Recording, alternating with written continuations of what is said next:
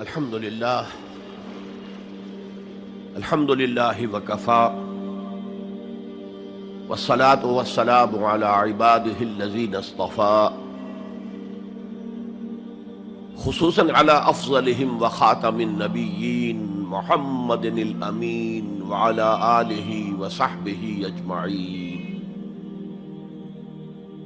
أما بعد فقد قال الله تبارك وتعالى كما ورد في سورة الحجرات: أعوذ بالله من الشيطان الرجيم بسم الله الرحمن الرحيم. قالت الأعراب آمنا قل لم تؤمنوا ولكن قولوا أسلمنا ولما يدخل الإيمان في قلوبكم وَإِن تُطِيعُوا اللَّهَ وَرَسُولَهُ لَا يَلِتْكُم مِّنْ أَعْمَالِكُمْ شَيْئًا إِنَّ اللَّهَ غَفُورٌ رَّحِيمٌ. إِنَّمَا الْمُؤْمِنُونَ الَّذِينَ آمَنُوا بِاللَّهِ وَرَسُولِهِ ثُمَّ لَمْ يَرْتَابُوا وَجَاهَدُوا بِأَمْوَالِهِمْ وَأَنفُسِهِمْ فِي سَبِيلِ اللَّهِ أولئك هم الصادقون. قل أتعلمون الله بدينكم والله يعلم ما في السماوات وما في الأرض والله بكل شيء عليم. يمنون عليك أن أسلموا قل لا تمنوا علي إسلامكم بل اللہ یمن علیکم ان ہداکم للایمان ان کنتم صادقین ان اللہ یعلم غیب السماوات والارض واللہ بصیر بما تعملون. وقال عز وجل كما ورد في سورة الصف: یا ایھا الذین آمنوا هل ادلکم علی تجارۃ تنجیکم من عذاب علیم تؤمنون باللہ ورسولہ وتجاہدون فی سبیل اللہ باموالکم وانفسکم ذالکم خیر لکم ان کنتم تعلمون. وقال عز وجل كما ورد في نفس السورة: ان اللہ یحب الذین یقاتلون فی سبیلہ صفا کأنہم بنیان مرصوص. صدق اللہ العظیم. وعن الحارث الاشعری رضی اللہ تعالی عنہ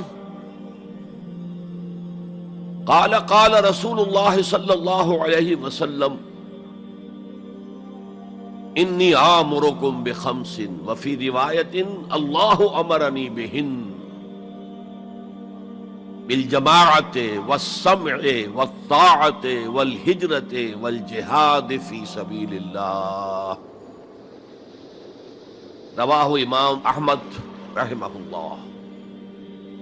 رب اشرح لی صدری ویسر لی امری واحلل عقدۃ من لسانی یفقہوا قولی.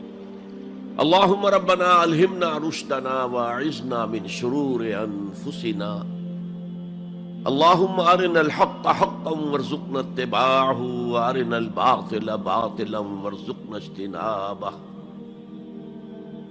اللہم نور قلوبنا بالایمان واشرح صدورنا للاسلام. اللہم وفقنا ان نجاہد فی سبیلک باموالنا وانفسنا. اللہم ارزقنا شہادۃ فی سبیلک. آمین یا رب العالمین. معزز حاضرین اور محترم خواتین، السلام علیکم ورحمۃ اللہ وبرکاتہ. ہمارا جو آج کا موضوع ہے وہ عنوان ہی سے نظر آ رہا ہے کہ طوالت طلب ہے. ایمان، اسلام اور اللہ کی راہ میں جد و جہد. سب سے پہلی بات اس ضمن میں یہ سمجھنی چاہیے کہ قرآن مجید میں ایمان اور اسلام اور مومن اور مسلم تقریباً ہم معنی اور مترادف الفاظ کے طور پر استعمال ہوئے، اگرچہ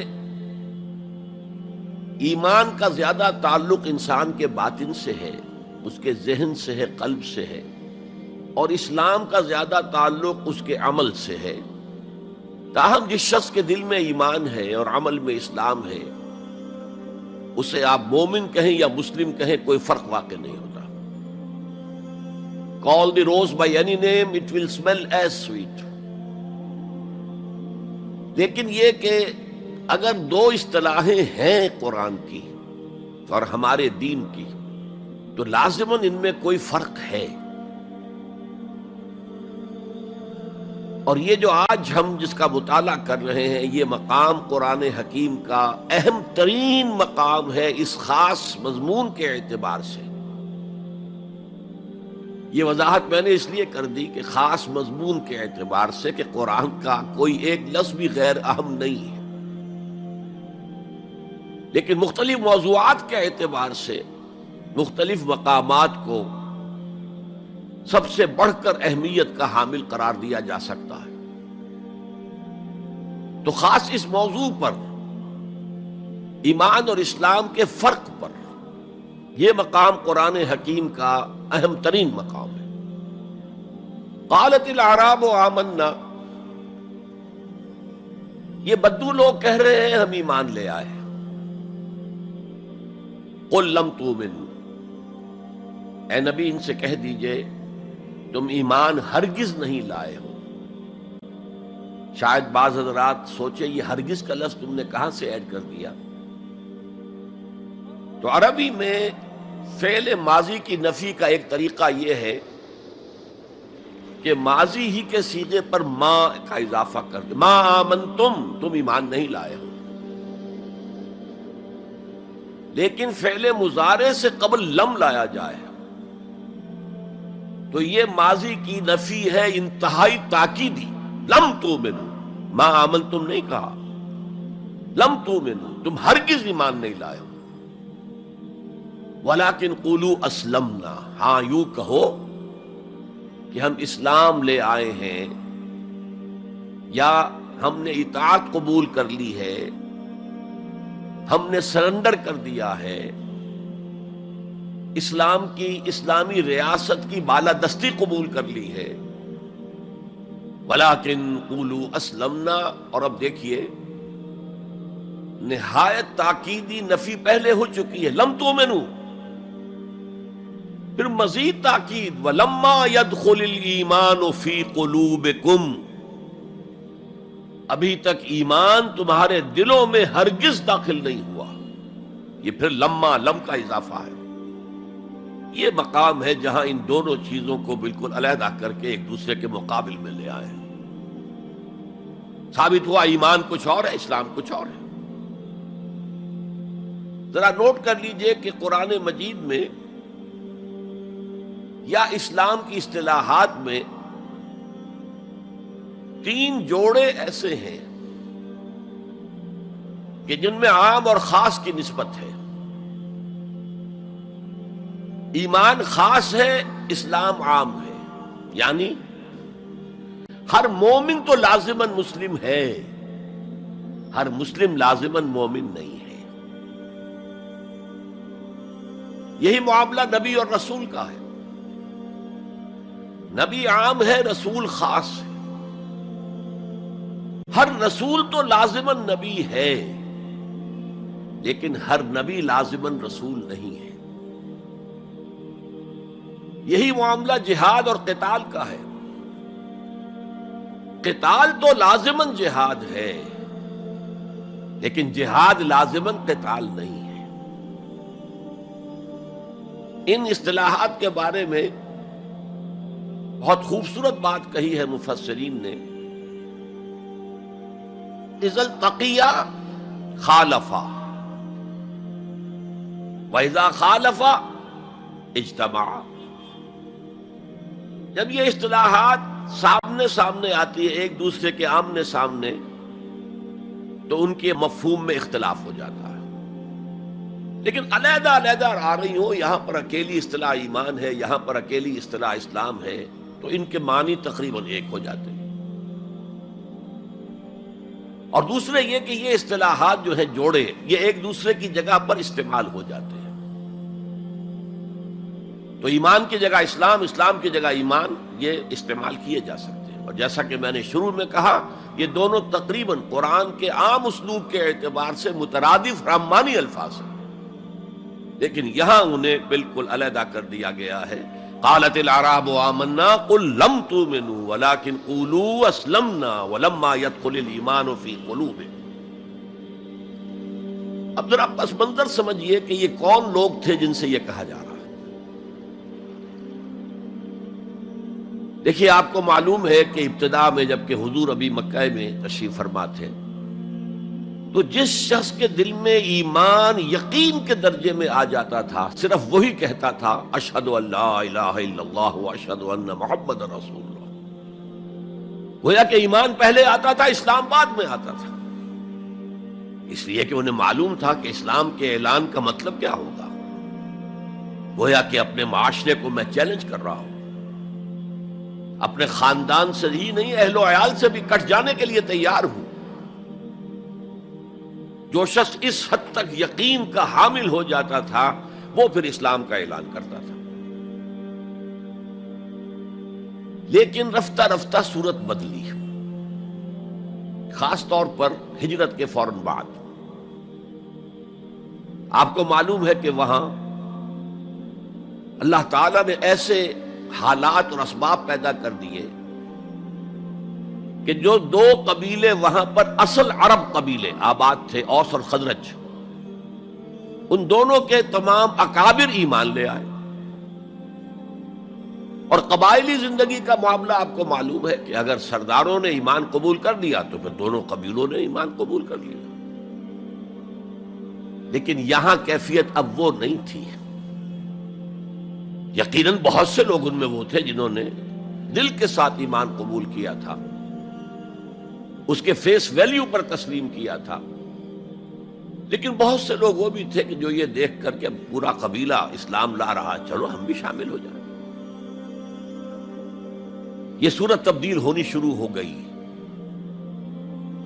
یعنی ان کے حد تک اسلام پہلے آ گیا، پھر رفتہ رفتہ حضور کی معیت میں رہے، حضور کی صحبت حاصل رہی اور اس سے استفادہ کیا تو ایمان بھی پیدا ہوتا چلا گیا۔ اب یہاں اسلام پہلے آیا، ایمان بعد میں آیا۔ یہی کیفیت ہماری ہے آج۔ ہم مسلمان تو پیدائشی طور پر ہیں، مسلمان والدین کے گھر میں پیدا ہوئے، الا یہ کہ کوئی اور کسی دوسرے مذہب سے تعلق رکھنے والا ایمان قبول کرتا ہے، اسلام قبول کرتا ہے، تو اسے بھی اپنے خاندان سے کٹنا پڑتا ہے، اسے اسی طرح کے حالات سے، چاہے وہ مار پیٹ اور وہ پرسیکیوشن اور وہ تشدد اور وہ ٹارچر نہ ہو جو ہو رہا تھا مکہ مکرمہ میں، لیکن بہرحال کافی کچھ قیمت انسان کو ادا کرنی پڑتی ہے اپنے اسلام کے قبول کرنے کی۔ لیکن ہماری 99,999 فی لاکھ جو اکثریت ہے وہ تو انہی پر مشتمل ہے جو آباء و اجداد کی وجہ سے due to accident of birth مسلمان ہیں۔ تو اسلام تو پیدائشی طور پر مل گیا، پیدا ہوتے ہی داہنے کان میں اذان پڑھی گئی، بائیں میں اقامت کہی گئی۔ بڑا عجیب سا نکتہ ہے، ایک صاحب نے جب بیان کیا تو میں واقعی چونک گیا۔ انسان کی پیدائش کے وقت اذان دی گئی اور اقامت کہی گئی، نماز کوئی نہیں، اور اس کے انتقال کے وقت نماز پڑھی گئی بغیر کسی اذان کے، بغیر کسی اقامت کے۔ گویا کہ اس نماز کی اذان اور اقامت پیدائش کے وقت ہے جو نماز جنازہ کی شکل میں اس کی موت کے وقت پڑھی جا رہی ہے۔ اور یوں کہا جا سکتا ہے کہ ہماری یہ دنیاوی زندگی بس اتنے ہی وقفے کا نام ہے جتنی کہ اذان اور اقامت اور نماز کے درمیان ہوتی ہے۔ بہرحال یہ جو صورتحال کی تبدیلی ہوئی، جس کو میں نے کہا کہ ہمارے ہاں یہ دوسری تبدیلی 100% موجود ہے، یہ تبدیلی اپنے کلائمیکس کو پہنچ گئی جب حضور کو اللہ تعالیٰ نے اتنی کامیابی عطا کی کہ مکہ بھی فتح ہو گیا، تو اگرچہ عرب میں کوئی فارمل گورنمنٹ نہیں تھی، کوئی حکومت فارمل وہاں قائم نہیں تھی، لیکن قریش کا مقام پورے عرب میں ایسے ہی تھا جیسے کہ کسی ملک کا صدر مقام ہوتا ہے۔ مذہبی مرکز وہی تھا، خانہ کعبہ وہاں تھا، تمام قبیلوں کے بت وہاں رکھے ہوئے تھے، قریش اس کے متولی تھے،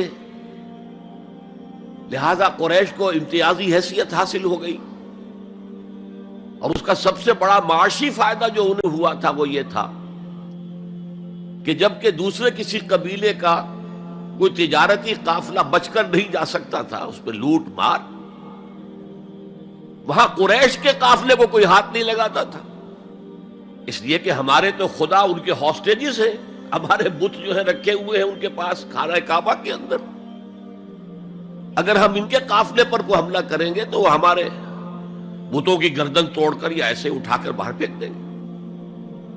تو بہت بڑا سیاسی اور بہت بڑا معاشی فائدہ قریش کو تھا اس خانہ کعبہ کی وجہ سے، اور اس پر ایک پوری سورت ہے قرآن مجید کی، لإلاف قریش ایلافہم رحلۃ الشتاء والصیف فلیعبدوا رب ھذا البیت الذی اطعمہم من جوع وآمنہم من خوف۔ اس گھر کی وجہ سے ان کو معاشی فوائد حاصل ہے اور امن حاصل ہے۔ بہرحال جب مکہ فتح ہو گیا حضور کے دست مبارک پر صلی اللہ علیہ وسلم، تو اب پورے عرب کے اطراف و اکناف میں یہ بات طے ہو گئی کہ اب جدید اصطلاح میں ہم کہیں گے it's no use continuing resistance, اب ہم کیا مخالفت کریں اور کیا اب آپ کا راستہ روکنے کی کوشش کریں، بات ختم ہو گئی جب مکے پر اب حضور کا قبضہ ہے صلی اللہ علیہ وسلم۔ تو اب قبیلوں نے اپنے وفد بھیجنے شروع کیے، فلاں وفد آ رہا ہے ایمان کا اعلان کر رہا ہے، پورا قبیلہ ایمان لے آیا ہے، فلاں قبیلے کا وفد آ رہا ہے ایمان کا اظہار کر رہے ہیں، مسلمان ہو گئے ہیں، پورا عرب مسلمان ہو گئے۔ اب یہ لوگ جو ایمان لا رہے تھے، اور ایمان لانے کا مطلب کیا ہے؟ صرف یہ کہہ دینا اشہد ان لا الہ الا اللہ واشہد ان محمد رسول اللہ صلی اللہ علیہ وسلم، ان کی اندرونی کیفیات تین میں سے کوئی سی ایک ہو سکتی تھی، یا تو واقعی ان میں سے بھی کچھ لوگ ایسے تھے جو واقعتاً صدق دل سے ایمان لائے، ایسا بھی ہو سکتا ہے کہ وہ پہلے ہی سے ایمان لا چکے ہوں لیکن اپنے قبیلے کی عصبیت کی وجہ سے، اور یہ کہ پھر قبیلے کو چھوڑ کر کہیں جانا پڑے گا وہ اظہار نہ کر رہے ہوں، اب اس کے اظہار کے اندر کوئی معنی نہیں رہا، کوئی رکاوٹ نہیں رہی، کوئی رسک نہیں رہا، یہ بھی ہو سکتا ہے۔ تو ایک ممکن کیفیت تو یہ تھی کہ وہ ایمان لائے ہوں حقیقتاً صدق قلب سے، اور ایک ممکن صورت یہ تھی، اور یہ ہر انقلابی عمل میں ہوتا ہے، کہ مخالف انقلاب قوتیں جب یہ سمجھتی ہیں کہ اب ہمارا بس نہیں چلے گا، اب ہم انقلاب کا راستہ نہیں روک سکتے، تو بظاہر سرنڈر کر دیتے ہیں، لیکن دلوں میں ایک ارادہ ہوتا ہے دیکھیں گے کوئی موقع ملا، وہ حالات بدلے تو پھر ان سے نبٹ لیں گے۔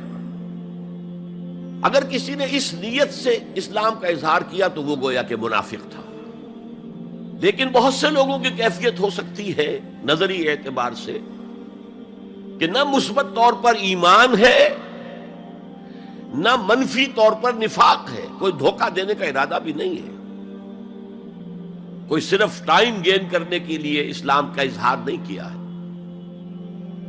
تو گویا کہ یہ پازیٹو ویلیو ایمان کی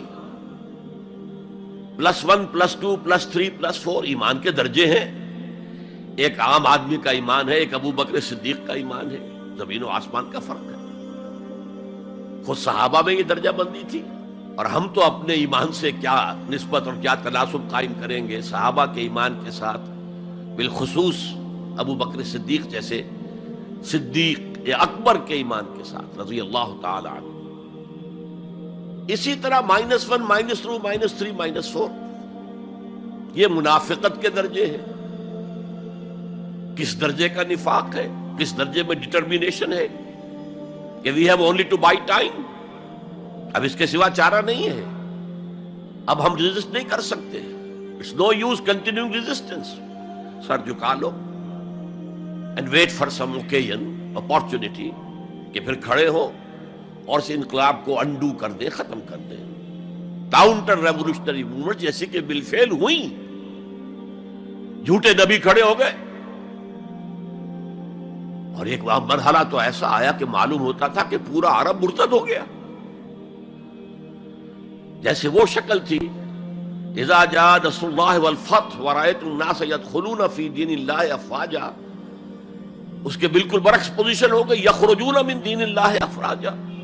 اسلام جو ہے وہ صرف چند شہر جو ہیں حجاز کے ان تک محدود رہ گیا. ابن تیمیہ رحمۃ اللہ علیہ نے ایک عنوان قائم کیا ہے، اثبات الاسلام بغیر الایمان. اسلام کا اثبات، تسلیم کر لینا اسلام کو بغیر ایمان کے. اس آیت کے حوالے سے قالت الاعراب آمنا قل لم تؤمنوا ولكن قولوا اسلمنا ولما يدخل الايمان في قلوبكم. اب اگلا ٹکڑا اس آیت کا یہ ثابت کر رہا ہے کہ وہ منافق نہیں تھے. وَإِن تُطِيعُوا اللَّهَ وَرَسُولَهُ لَا يَلِدْكُم مِّنْ أَعْمَالِكُمْ شَيْئًا. اگر تم اللہ اور اس کے رسول کی اطاعت کرتے رہو، اس لیے کہ اسلام کے معنی یہ تو ہے، یہ تو لازماً کرنا ہوگا. وہ دور جو ہے آج کی طرح تو نہیں تھا کہ نماز نہ پڑھو تب بھی مسلمان، پڑھو تب بھی مسلمان، کروڑ پتی ہونے کے باوجود حج نہ کرو تب بھی مسلمان. تو یہ بات تو نہیں تھی اس وقت. تو یہ کہ اطاعت تو کرنی پڑتی تھی، اس لیے کہ اطاعت تو ظاہر ہو جاتی ہے، کوئی کر رہا ہے کون نہیں کر رہا ہے. ایک چھوٹی سی بستی مدینے کی، ان میں کون نماز پڑھ رہا ہے کون نہیں پڑھ رہا صاف واضح ہوتا تھا. لہذا منافقین کو بھی آ کر نماز پڑھنی پڑتی تھی، بلکہ جو رئیس المنافقین تھا وہ ہمیشہ پہلی صف میں ہوتا تھا. اور جب حضور صلی اللہ علیہ وسلم خطبہ دینے کے لیے کھڑے ہوتے تھے تو پہلے وہ کھڑا ہوتا تھا اور کہتا، لوگوں دیکھو ان کی بات توجہ سے سنو، یہ اللہ کے رسول ہے.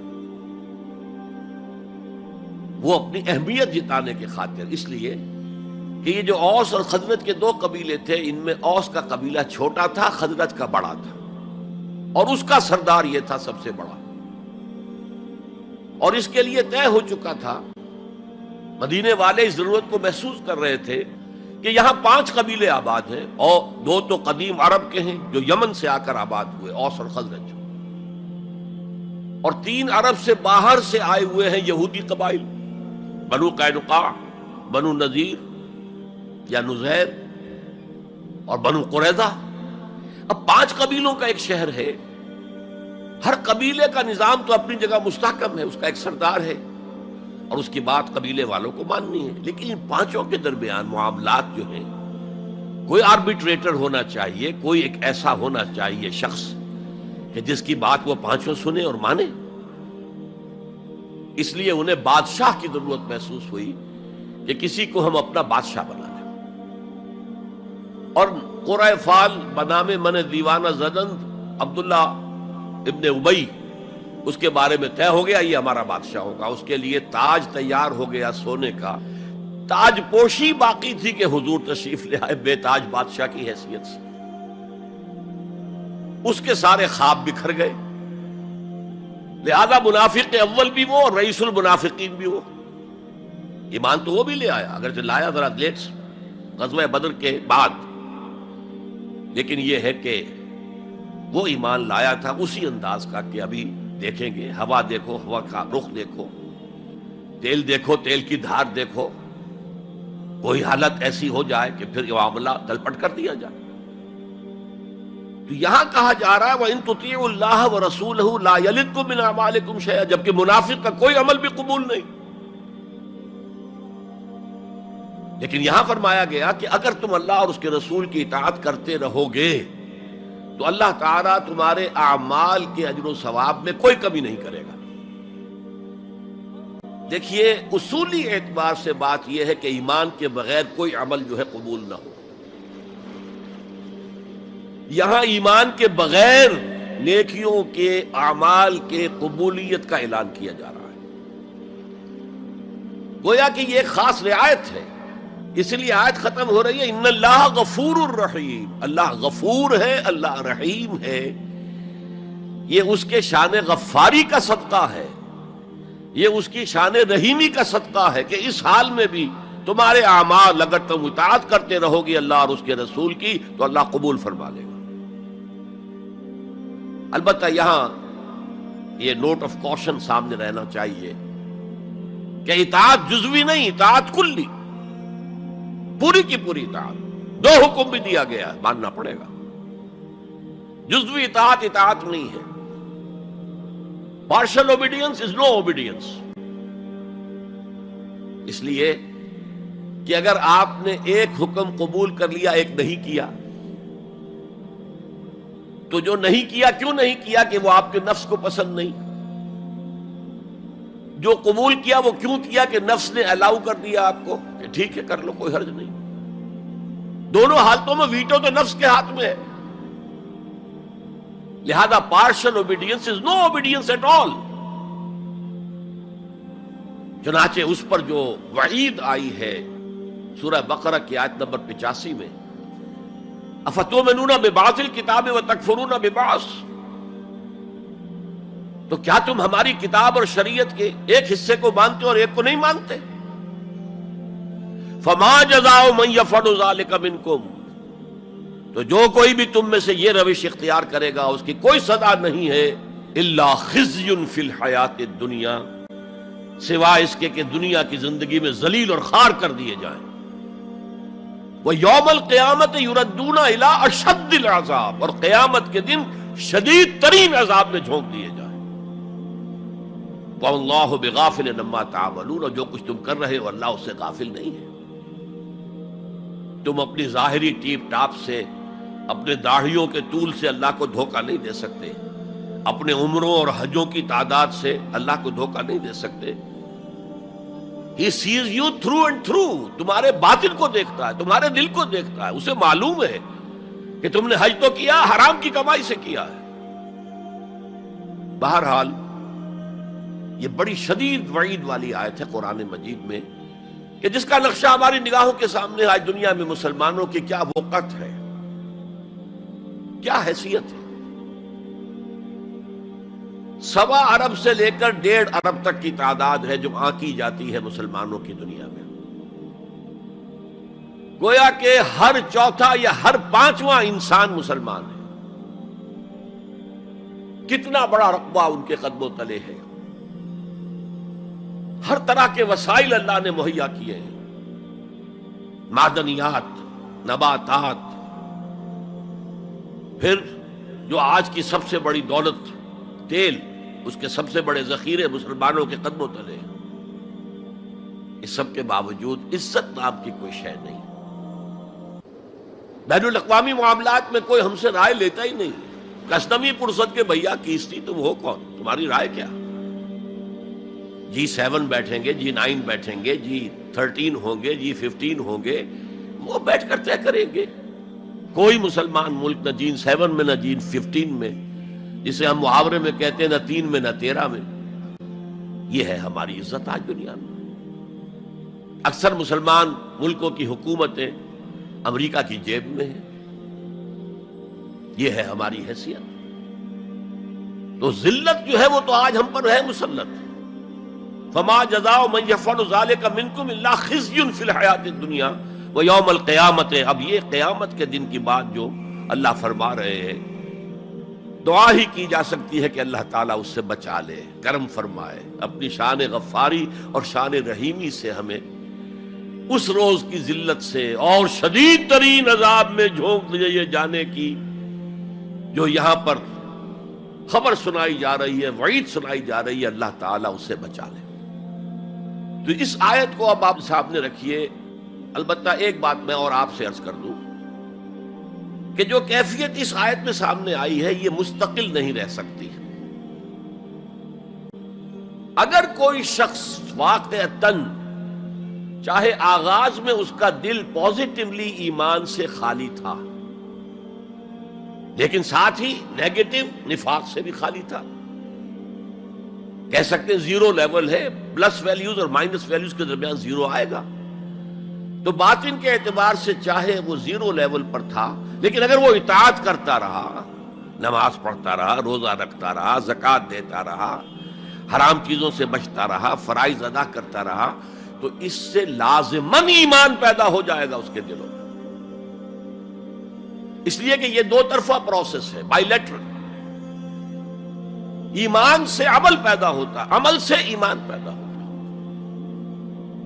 عمل انسان جب کرتا ہے، اللہ کی راہ میں قربانیاں دیتا، زادتہم ایمانا، ان کے ایمان میں اضافہ ہو گیا.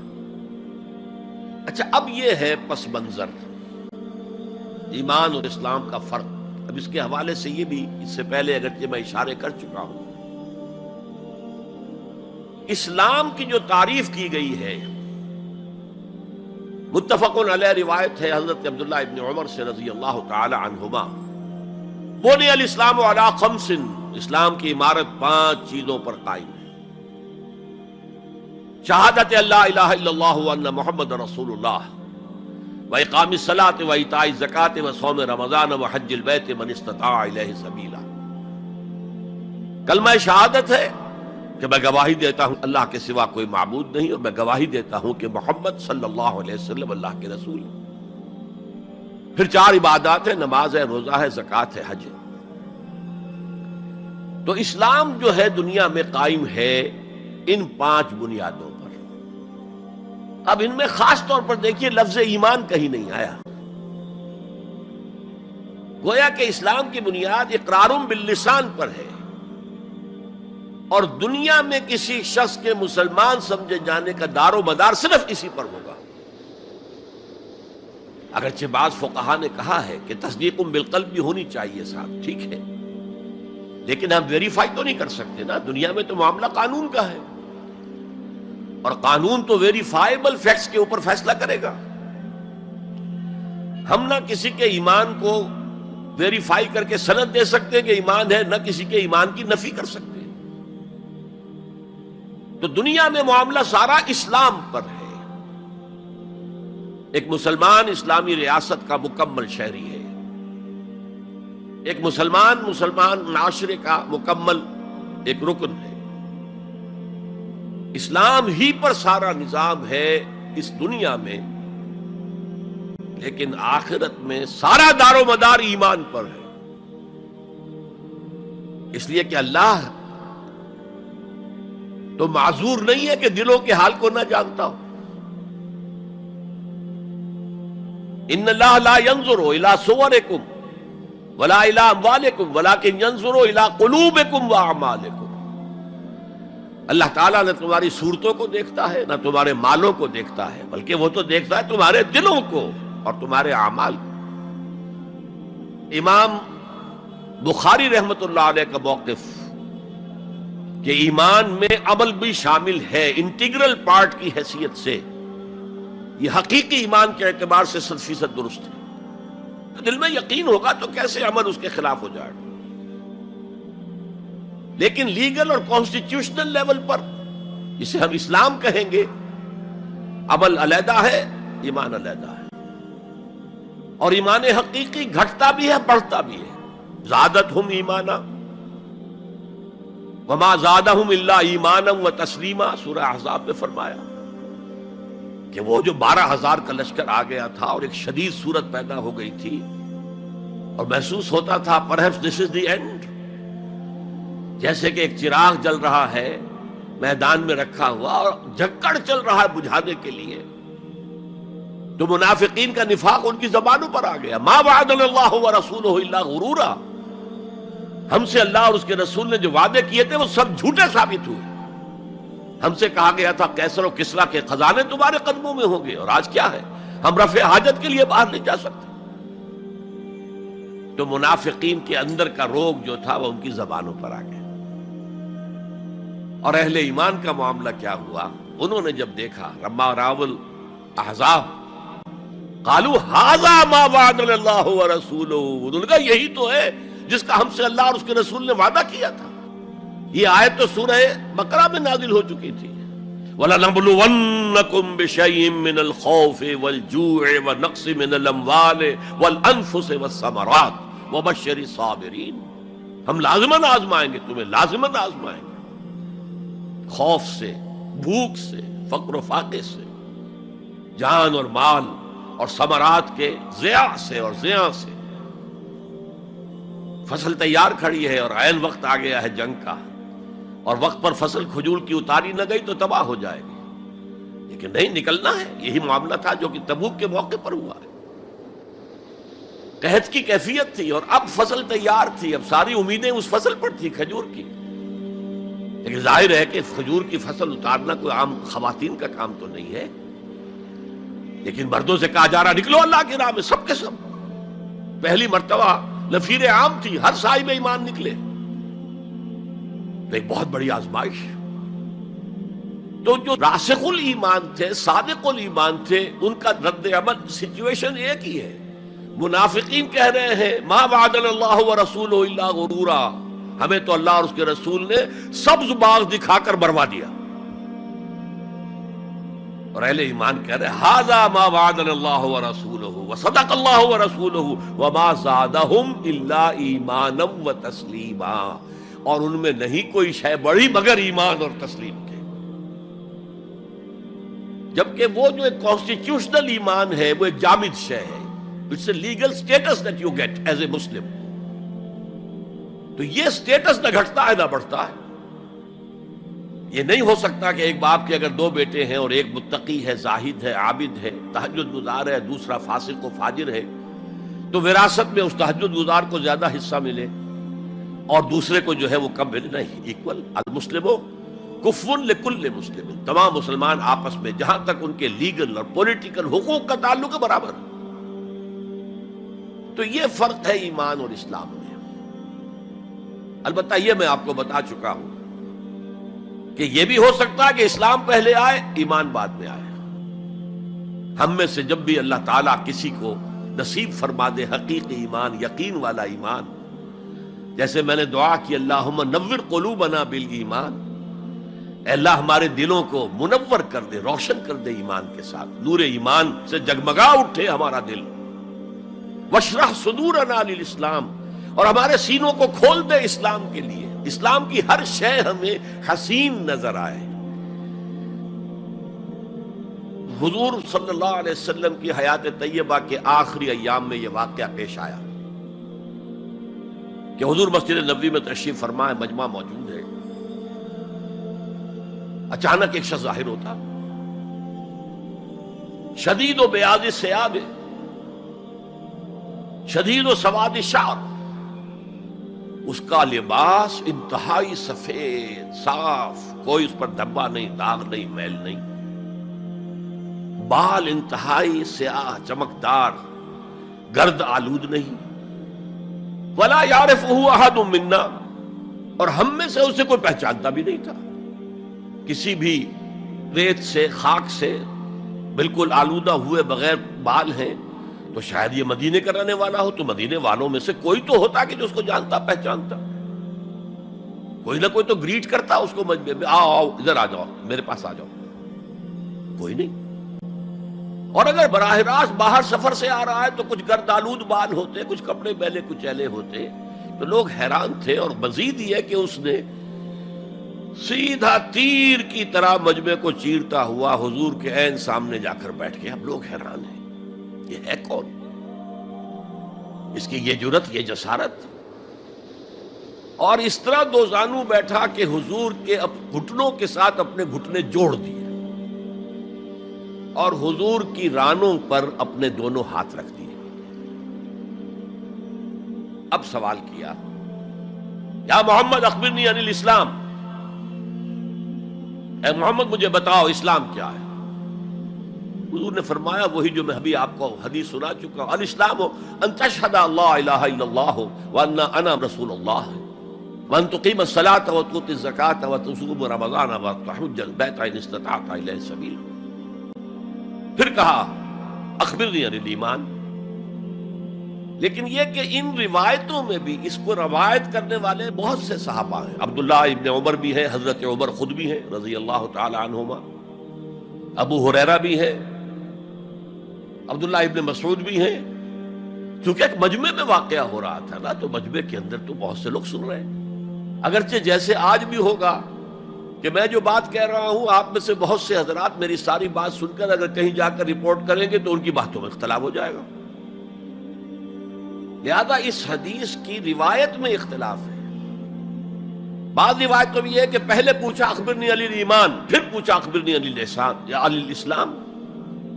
اور یہ جو حضرت عمر کی روایت ہے اس میں ہے سب سے پہلے آپ نے پوچھا اخبرنی عن الاسلام، پھر دوسرا سوال آیا اخبرنی عن الایمان. اچھا، اس کے بعد ایک دو سوال اور بھی کیے، اب میں تفصیل میں نہیں جا سکتا. پھر وہ شخص چلا گیا. حضور نے کہا ذرا اس کو بلانا واپس، تو دیکھا تو کہیں بھی نہیں، زمین کھا گئی، آسمان اچک کر لے گیا، اللہ جانے.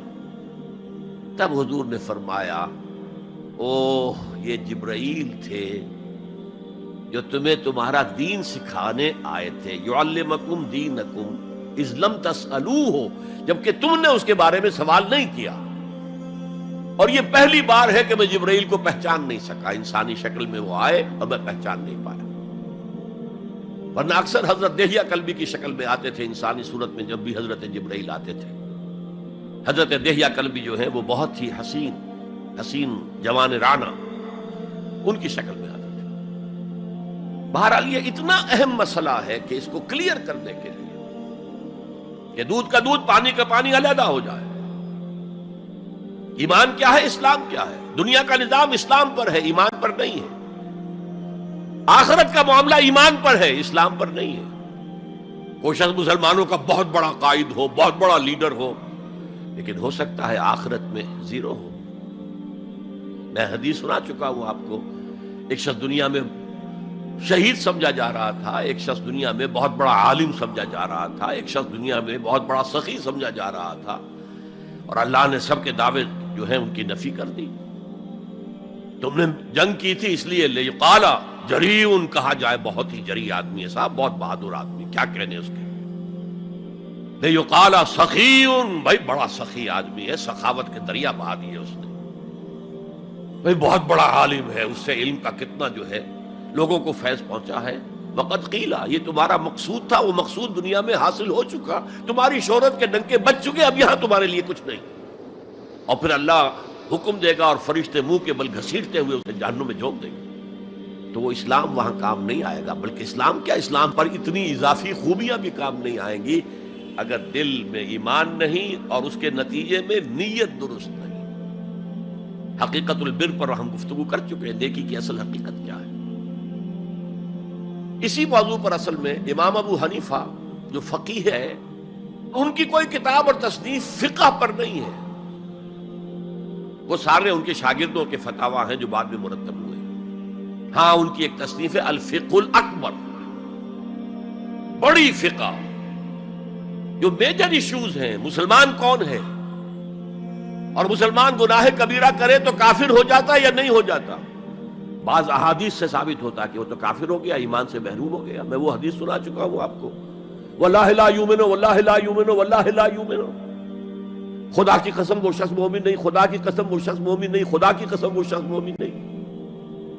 صحابہ لرز گئے، کانپ گئے. قیل من یا رسول اللہ، حضور کس کے بارے میں ارشاد فرما رہے ہیں؟ فرمایا الذی لا یامن جارہ بوائقہ، وہ شخص کہ جس کی ایذا رسانی کی وجہ سے اس کا پڑوسی چین میں نہیں ہے، امن میں نہیں، سکون میں نہیں. تو بظاہر تو نتیجہ نکلا کہ ایمان کی اتنی نفی ہو رہی تو کافر ہے. اور یہی سب سے بڑی غلطی جو سب سے پہلا فرقہ پیدا ہوا اسلام میں، وہ تو اسی بنیاد پر ہوا تھا. خوارج کا موقف یہی تھا، گناہ کبیرہ کا مرتکب کافر ہے، اور کافر ہے تو گویا کہ مرتد ہے، اور مرتد ہے تو واجب القتل ہے. اس کا مال بھی تم پر مباح ہے کہ لے لو اور قبضہ کر لو، اس کی بیویاں بیٹیاں بھی تم پر مباح ہے کہ انہیں اپنی کنیزیں بنا لو. حالانکہ بڑے متقی لوگ تھے خوارج. حضرت علی کو بہرحال ان سے جنگ کرنی پڑی. 4000 خوارج جو ہیں جنگ نہروان کے اندر قتل ہوئے، اور پھر خوارج کی تکفیر پر امت کا اجماع ہوا کہ وہ دائرہ اسلام سے خود خارج ہو گئے. ان موضوعات پر امام ابو حنیفہ کی تسلیم اپنی ہے، گناہ کبیرہ سے بھی کوئی شخص کافر نہیں ہوتا. بہرحال ہمارا جو اصل موضوع ہے اس کی طرف میں آ رہا ہوں. اسلام اور ایمان کو جب علیحدہ علیحدہ اس طرح کر دیا، نیچرلی اب ایک سوال پیدا ہوتا ہے کہ پھر مومن کو ڈیفائن کیجئے. ہو از اے مومن؟ We want to be acknowledged as مومنز. کیا پری ریکویزٹس ہیں، کیا شرائط ہیں؟ یہ دیکھیے ربط آیت بالآیت. چونکہ آیت نمبر 14 میں اسلام اور ایمان جدا، اور کچھ لوگوں کا اسلام قبول، اطاعت قبول، ایمان کی نفی مطلق. لم تؤمنوا ولما يدخل الایمان فی قلوبکم. تو اس پس منظر میں نیچرل کوسچن ہے جو اٹھتا ہے، مومن کون ہے؟ ڈیفائن کیجیے. اور یہ آیت اگلی اس اعتبار سے قرآن مجید کی اہم ترین آیت ہے. A comprehensive definition of who is a مومن، جس کو اصطلاح میں کہا جاتا ہے جامع و مانع تعریف. جامع اور مانع تعریف، کسی چیز کو ڈیفائن کریں اس طریقے سے کہ کوئی شے جو اس کے باہر ہے وہ اس میں داخل نہ ہو جائے، اور کوئی شے جو اس کا جز ہے باہر نہ رہ جائے. جامع بھی ہو، اس کے تمام اجزاء اس میں آ جائیں، اور مانع ہو کہ کوئی شے جو اس سے مناسبت نہ رکھتی ہو اس میں شامل نہ ہو سکے. جامع و مانع تعریف مومن کی وہ اس آیت میں، آیت نمبر 15. انما المؤمنون الذين آمنوا بالله ورسوله ثم لم يرتابوا. اب یہاں بھی وہ اسلوب حصر ہے انما، اور حصر کا مفہوم میں کئی دفعہ سمجھا چکا ہوں کہ آپ کہیں کہ زید عالم ہے، اس سے دوسروں کے علم کی نفی نہیں ہوئی، اور بھی ہو سکتے ہیں. زید ہی عالم ہے تو دوسروں کی نفی ہو گئی کہ اس مجمع میں صرف ایک عالم ہے اور وہ زید ہے، باقی کوئی عالم نہیں. اسے حصر کہتے ہیں. تو میں نے چونکہ کہا ہے کہ most comprehensive definition of who is a مومن، اس کا آغاز بھی حصر سے ہے، اس کا اختتام بھی حصر پر ہے. انما کلمہ حصر ہے، اور آخر میں اولئک ھم الصادقون، وہ بھی اسلوب حصر ہے. انما المؤمنون الذين آمنوا بالله ورسوله ثم لم يرتابوا. مومن تو صرف وہ ہے جو ایمان لائے اللہ پر اور اس کے رسول پر، پھر شک میں ہرگز نہیں پڑے. یہ پھر لم آ گیا، یہاں مرتابو نہیں آیا، لم یرتابو، ہرگز شک میں نہیں پڑے. یہ واحد مقام قرآن کا جہاں پر کہ یہ لفظ اضافی طور پر آیا ہے ایمان کے بعد. ثم لم یرتابو، یرتابو بنا ریب سے، شک. الف لام میم ذالک الکتاب لا ریب فیہ. ارتابا یرتابو، شک میں پڑ جانا. ثم لم یرتابو، پھر شک میں ہرگز نہیں پڑے. ان کا دل ایمان پر یقین کے ساتھ معمور ہو گیا. چنانچہ پازیٹیو انداز میں یہی شان بیان ہوئی ہے صحابہ کی اکثریت کی اسی سورہ حجرات میں. فرمایا گیا صحابہ کرام سے وَلَٰكِنَّ اللَّهَ حَبَّبَ إِلَيْكُمُ الْإِيمَانَ وَزَيَّنَهُ فِي قُلُوبِكُمْ. اللہ نے تو تمہارے نزدیک ایمان کو محبوب بنا دیا ہے اور تمہارے دلوں میں کھبا دیا ہے، مزین کر دیا تمہارے دلوں کو ایمان سے، منور کر دیا تمہارے دلوں کو ایمان سے. تو یہاں فرمایا انما المؤمنون الذین آمنوا باللہ ورسولہ ثم لم یرتابوا، اضافی شرط. وجاہدوا باموالہم وانفسہم فی سبیل اللہ، اور جہاد کیا انہوں نے اپنے مالوں کے ساتھ اور جانوں کے ساتھ اللہ کی راہ میں. یہ دوسری شرط لازم. گویا جہاد کے بغیر کوئی ایمان نہیں. یہ جامع و مانع تعریف ہے. اولئک ھم الصادقون، صرف یہ لوگ سچے ہیں. یہ اگر دعویٰ کریں آمنا تو ٹھیک ہے، ان کا دعویٰ صحیح ہے، درست ہے، لیکن یہ دو پری ریکوزٹس پورے کرنے ہوں گے. اب اس کو میں سمجھانے کے لیے کہا کرتا ہوں کہ دیکھیے یہ 5 ارکان تو اسلام کے ہو گئے، کلمہ شہادت، نماز، روزہ، حج، زکوٰۃ. اس میں جب حقیقی ایمان دلوں میں اتر جائے گا تو ایک تو رکن یہاں اضافی ہو جائے گا، یقین قلب. صرف گواہی نہیں، صرف وربل اٹیسٹیشن نہیں، یقین قلب بھی. اور دوسرا عمل میں آ جائے گا جہاد فی سبیل اللہ. وہ پانچوں ارکان قائم رہیں گے. اسلام عام ہے، ایمان خاص ہے، تو اسلام کے 5 ارکان تو ہیں موجود، وہ تو شامل رہیں گے. اگرچہ ظاہر بات ہے جب دل میں یقین پیدا ہو جائے گا تو اب نماز کی شان کچھ اور ہوگی. ایک ہے چھدا اتارا جا رہا ہے، بس نماز ایک فقہی جو ہے وہ ہم نے ادا کر دی ہے، جس کو کہا گیا ہے کہ جیسے مرغا ٹھونگے مارتا ہے ایسے سجدے کیے ہیں اور گئے. ایک نماز وہ ہوگی جسے حضور نے کہا الصلاۃ معراج المومنین. تو ایمان حقیقی کے ساتھ نماز کی شان کچھ اور ہوگی، اور ایک اس رسمی سے اسلام کے ساتھ نماز کی شان کچھ اور ہوگی. لیکن وہ 5 ارکان قائم رہیں گے، 2 کا اضافہ ہو جائے گا. شہادت کے بعد اس کے ساتھ یقین قلبی، اور ان 4 عبادات کے ساتھ جہاد فی سبیل اللہ. یہ جو رے آف لائٹ کا جو اسپیکٹرم بنتا ہے اسے پرزم میں سے جب گزارے تو 7 روشنیاں نظر آتی ہیں. وہ تو نظر آتی ہیں، 2 اور بھی ہیں جو نظر نہیں آتی. Ultraviolet, infrared.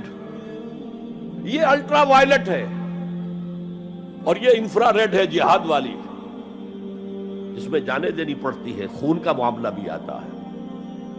یہ گویا کہ حقیقی ایمان کے 7 ارکان ہو جائیں گے، 5 جمع 2. تب وہ شخص مومن کہلانے کا مستحق ہوگا.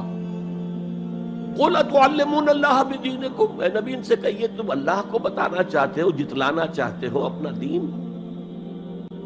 میں چونکہ ہریانہ میں پیدا ہوا تھا، حصار میں، تو وہاں کی جو مقامی بولی تھی اس کی کچھ چیزیں یاد ہیں. تھوتھا چنا باجے گھنا.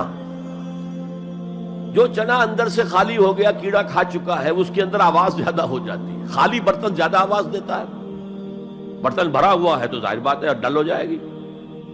تو وہاں تھوتھا چنا، کھوکھلا چنا، باجے گھنا، اس کی آواز جو ہے زیادہ آتی ہے. تو جن کے دلوں میں وہ ایمان نہیں تھا وہ بڑھ چڑھ کر کے ہم دیکھیے جی ہم تو اسلام لے آئے، ہم تو بغیر لڑے بڑے اسلام لے آئے. حضور ہمارے ساتھ تو خصوصی معاملہ ہونا چاہیے، ہمیں زکوٰۃ میں سے خصوصی حصہ ملنا چاہیے. یہ جو وہ جتلاتے تھے اپنے دین کو، تو فرمایا قُلْ أَتُعَلِّمُونَ اللَّهَ بِدِينِكُمْ. کیا اللہ کو اپنا دین جتلا رہے ہو؟ وَاللَّهُ يَعْلَمُ مَا فِي السَّمَاوَاتِ وَمَا فِي الْأَرْضِ. اللہ کو تو معلوم ہے جو کچھ آسمانوں میں ہے اور جو کچھ زمین میں ہے. وَاللَّهُ بِكُلِّ شَيْءٍ عَلِيمٌ. اللہ تو ہر چیز کا جاننے والا ہے. اگر حقیقی ایمان تمہارے دلوں میں تو اللہ کو معلوم ہے، اور جیسا ایمان تم لائے ہو اللہ جانتا ہے اس کو. آیا واقعی صدق دل کے ساتھ ہے، یا نفاق کے اور دھوکے کے ساتھ ہے، یا یہ کہ خالی اسلام ہے، 0 لیول ہے. یمنون علیک ان اسلموا. اے نبی یہ آپ پر احسان دھر رہے ہیں کہ ہم اسلام لے آئے. دیکھیے جی ہم نے تو اطاعت قبول کر لی. آپ نے قریش سے تو اتنی جنگیں کی ہیں، فلاں سے تو اتنی جنگیں کی ہیں، آپ کے ساتھی اتنے شہید بھی ہوئے، ہم نے تو جنگ نہیں کی، ہم ایسے ہی مان لے آئے ہیں. تو گویا کہ احسان ہے ہمارا. یمنون علیک، مننا یمنو احسان دھرنا. یمنون علیک ان اسلموا قل لا تمنوا علی اسلامکم. کہہ دیجئے مجھ پر اپنے اسلام کا احسان مت دھرو.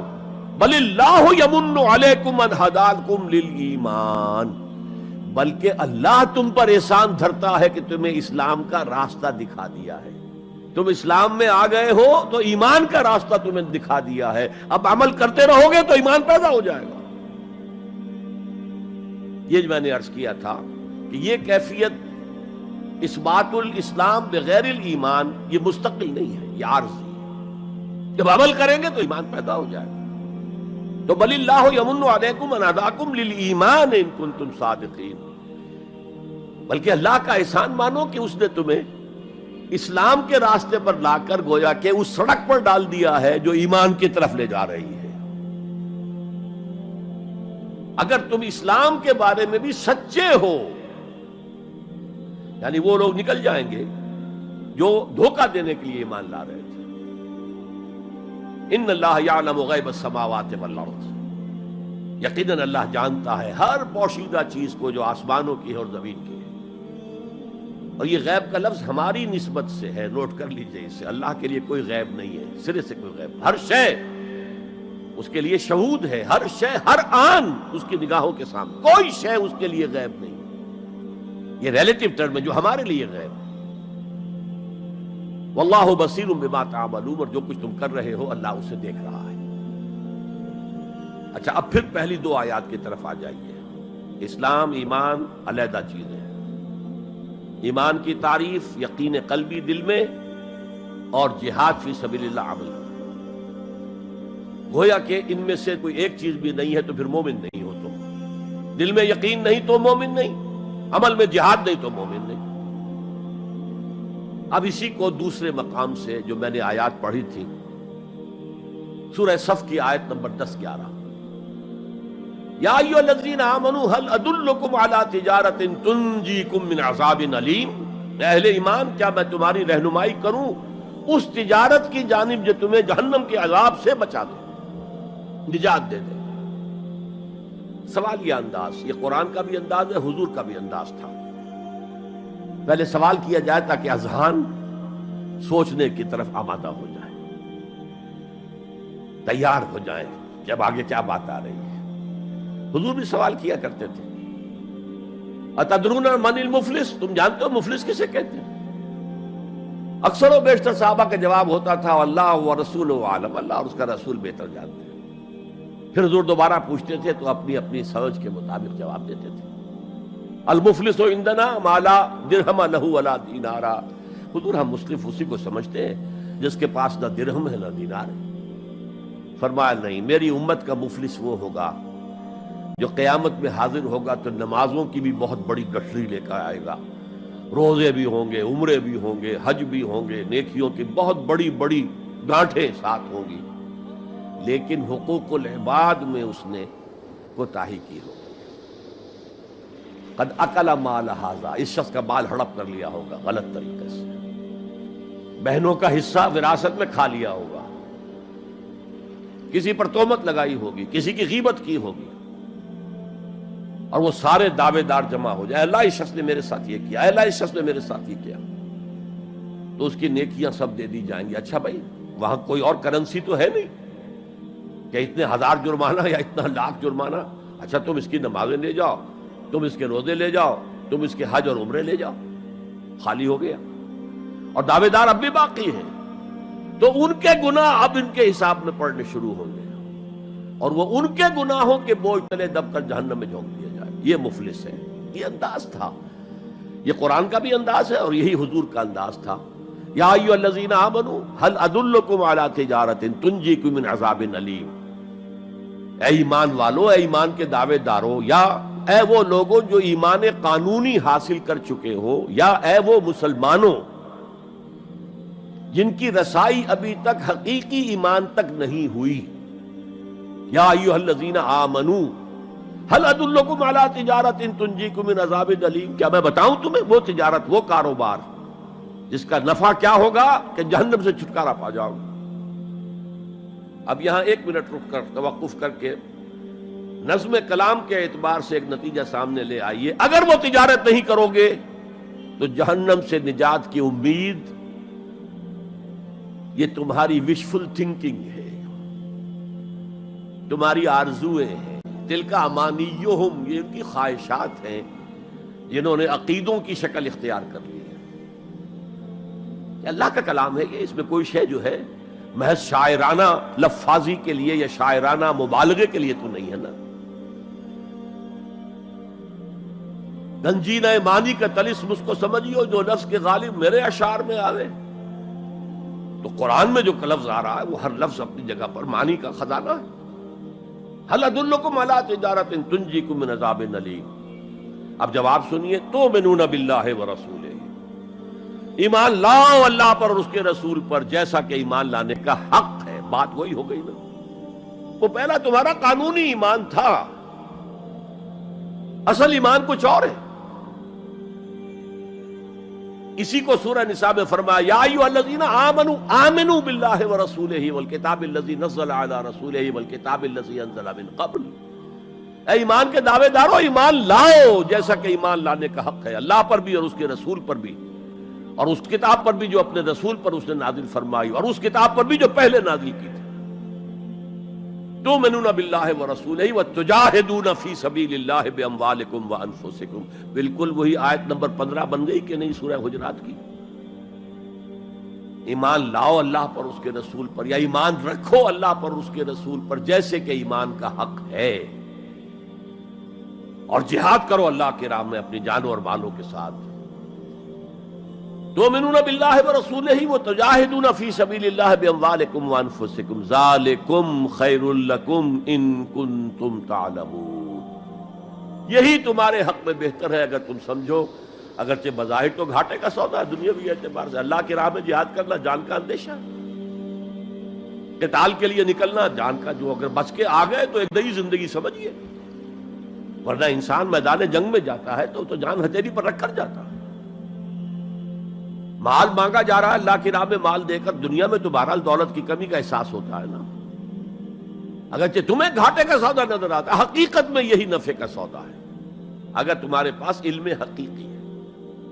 اب ان دو مقامات سے جو نتیجہ میں نے نکالا، there can be no ایمان without jihad فی سبیل اللہ. There can be no salvation on the day of judgment without jihad فی سبیل اللہ. کس قدر اہم ہے جہاد فی سبیل اللہ کو اب سمجھنا، اس کے تقاضوں کو جاننا، اس کی شرائط کا فہم حاصل کرنا. اس ضمن میں جو دنیا میں آج غلط فہمیاں پھیلی ہوئی ہیں اور زبردستی پھیلائی بھی جا رہی ہیں جان بوجھ کر، اس کا اصل سبب ہم خود ہیں. ہماری بہت بڑی غلطی ہوئی کہ ہم نے جہاد اور قتال کو ہم مانی قرار دے دیا. یہ بھی جوڑا وہی ہے، عام اور خاص، لیکن جہاد اور قتال یہ ہم مانی نہیں ہے، سینونیمس نہیں ہے. اسی لیے میں نے سورہ صف کی آیت نمبر 4 بھی آپ کو سنائی. اب یہ اس اعتبار سے جہاد اور قتال فی سبیل اللہ پر قرآن مجید کی جامع ترین صورت ہے. کل 14 آیتیں، اس میں جہاد فی سبیل اللہ کا ذکر بھی ہے، یہ آیت نمبر 11 کے اندر، اور آیت نمبر 4 میں قتال فی سبیل اللہ کا حکم بھی ہے. ان اللہ یحب الذین یقاتلون فی سبیلہ صفا کانہم بنیان مرصوص. اللہ کو محبوب تو وہ بندے ہیں اس کے جو اس کی راہ میں جنگ کرتے ہیں صفیں باندھ کر گویا کہ سیسا پلائی ہوئی دیوار ہے. قتال فی سبیل اللہ، جہاد فی سبیل، دو اصطلاحات ہیں، ان کا مفہوم بالکل ایک تو نہیں ہو سکتا. ہمارے ہاں ان دونوں کو مترادف قرار دے دیا. اس کے نتائج کیا نکلے؟ قتال ہر وقت تو ہوتا ہی نہیں، لہذا جہاد ثانوی شے ہو گیا، اس کی اہمیت ہی نہیں رہی. وہ جو بیک برنر کی جگہ ہوتی ہے وہاں رکھ دیا گیا. بعض لوگوں نے ایک اور غلطی کی اس کے برعکس، جہاد کی اہمیت کے پیش نظر انہوں نے اسے ارکان اسلام میں داخل کر دیا. یہ بہت بڑی جسارت ہے، اس لیے کہ متفقون علیہ حدیث حضرت عبداللہ ابن عمر سے میں سنا چکا ہوں 5 ارکان اسلام کے، اور حدیث جبرائیل میں اسلام کی ڈیفینیشن وہی 5 چیزیں. 6ٹھی چیز داخل کرنے کا کسی کو حق نہیں.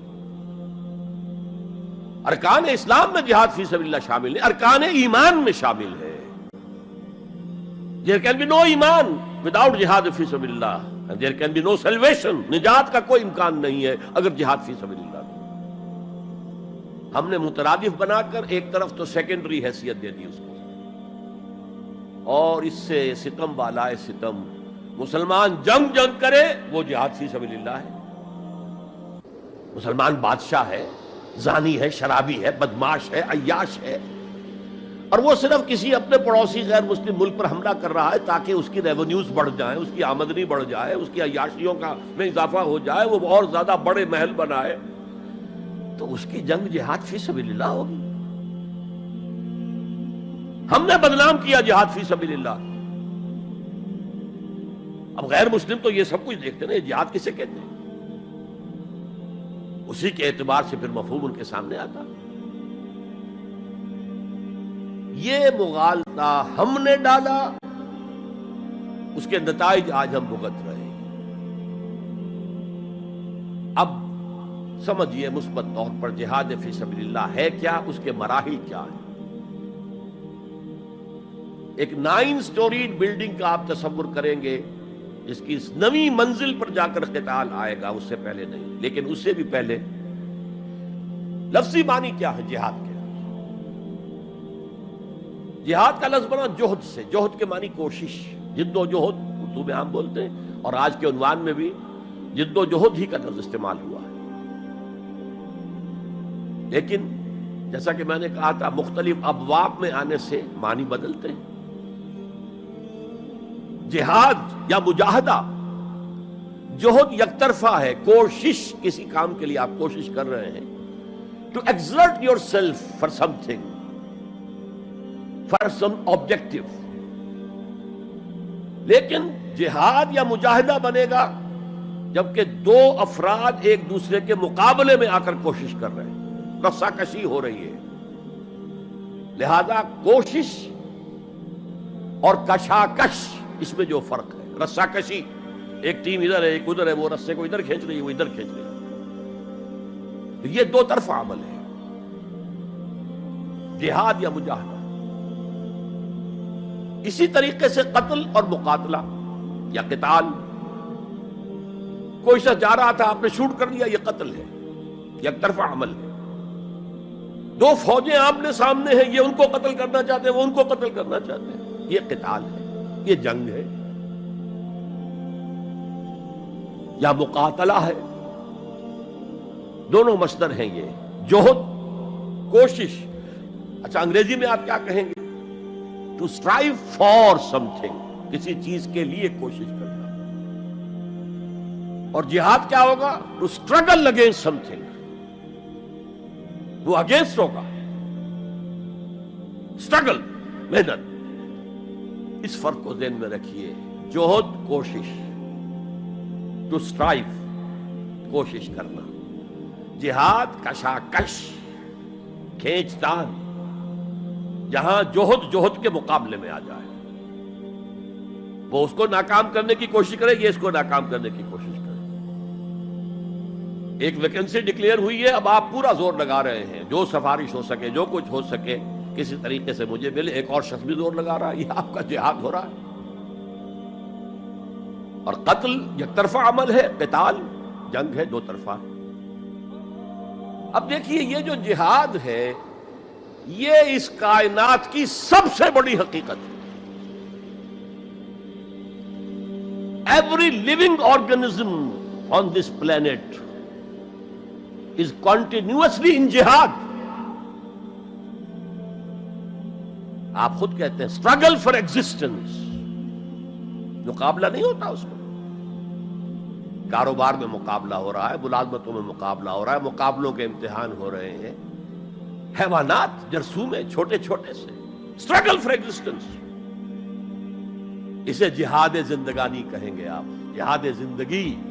Every living creature, every living organism is engaged in continuous جہاد، اسٹرگل فار ایگزسٹنس. اس کو جہاد زندگانی کا لفظ دیا اقبال نے. یقین محکم عمل پہم محبت فاتح عالم، جہاد زندگانی میں ہے یہ مردوں کی شمشیر. اچھا مسلمان بھی جب یہ کام کرتا ہے، جوہد للبقاء، اسٹرگل فار ایگزسٹنس، اگر وہ شریعت کے احکام کے مطابق کر رہا ہے تو یہ عبادت ہے. اگر حرام ذریعے استعمال کر رہا ہے، غلط ذریعے استعمال کر رہا ہے، دھوکہ دے رہا ہے، جھوٹی قسمیں کھا رہا ہے، تو یہ حرام کے درجے میں چلا گیا. اور اگر آپ اپنی اس جوہد بقا کو، جہاد وجود کو، جہاد زندگانی کو اسلام کے اصولوں کے مطابق کر رہے ہیں، یہ عبادت ہے. حضور نے فرمایا القاسم و حبیب اللہ، جو شخص محنت کر کے کماتا ہے وہ اللہ کا ساتھی ہے، اللہ کا دوست ہے، حبیب اللہ. اور سب سے بہترین کھانا بتایا وہ ہے رزق جو اپنے ہاتھ کی کمائی سے ہو، محنت، مشقت.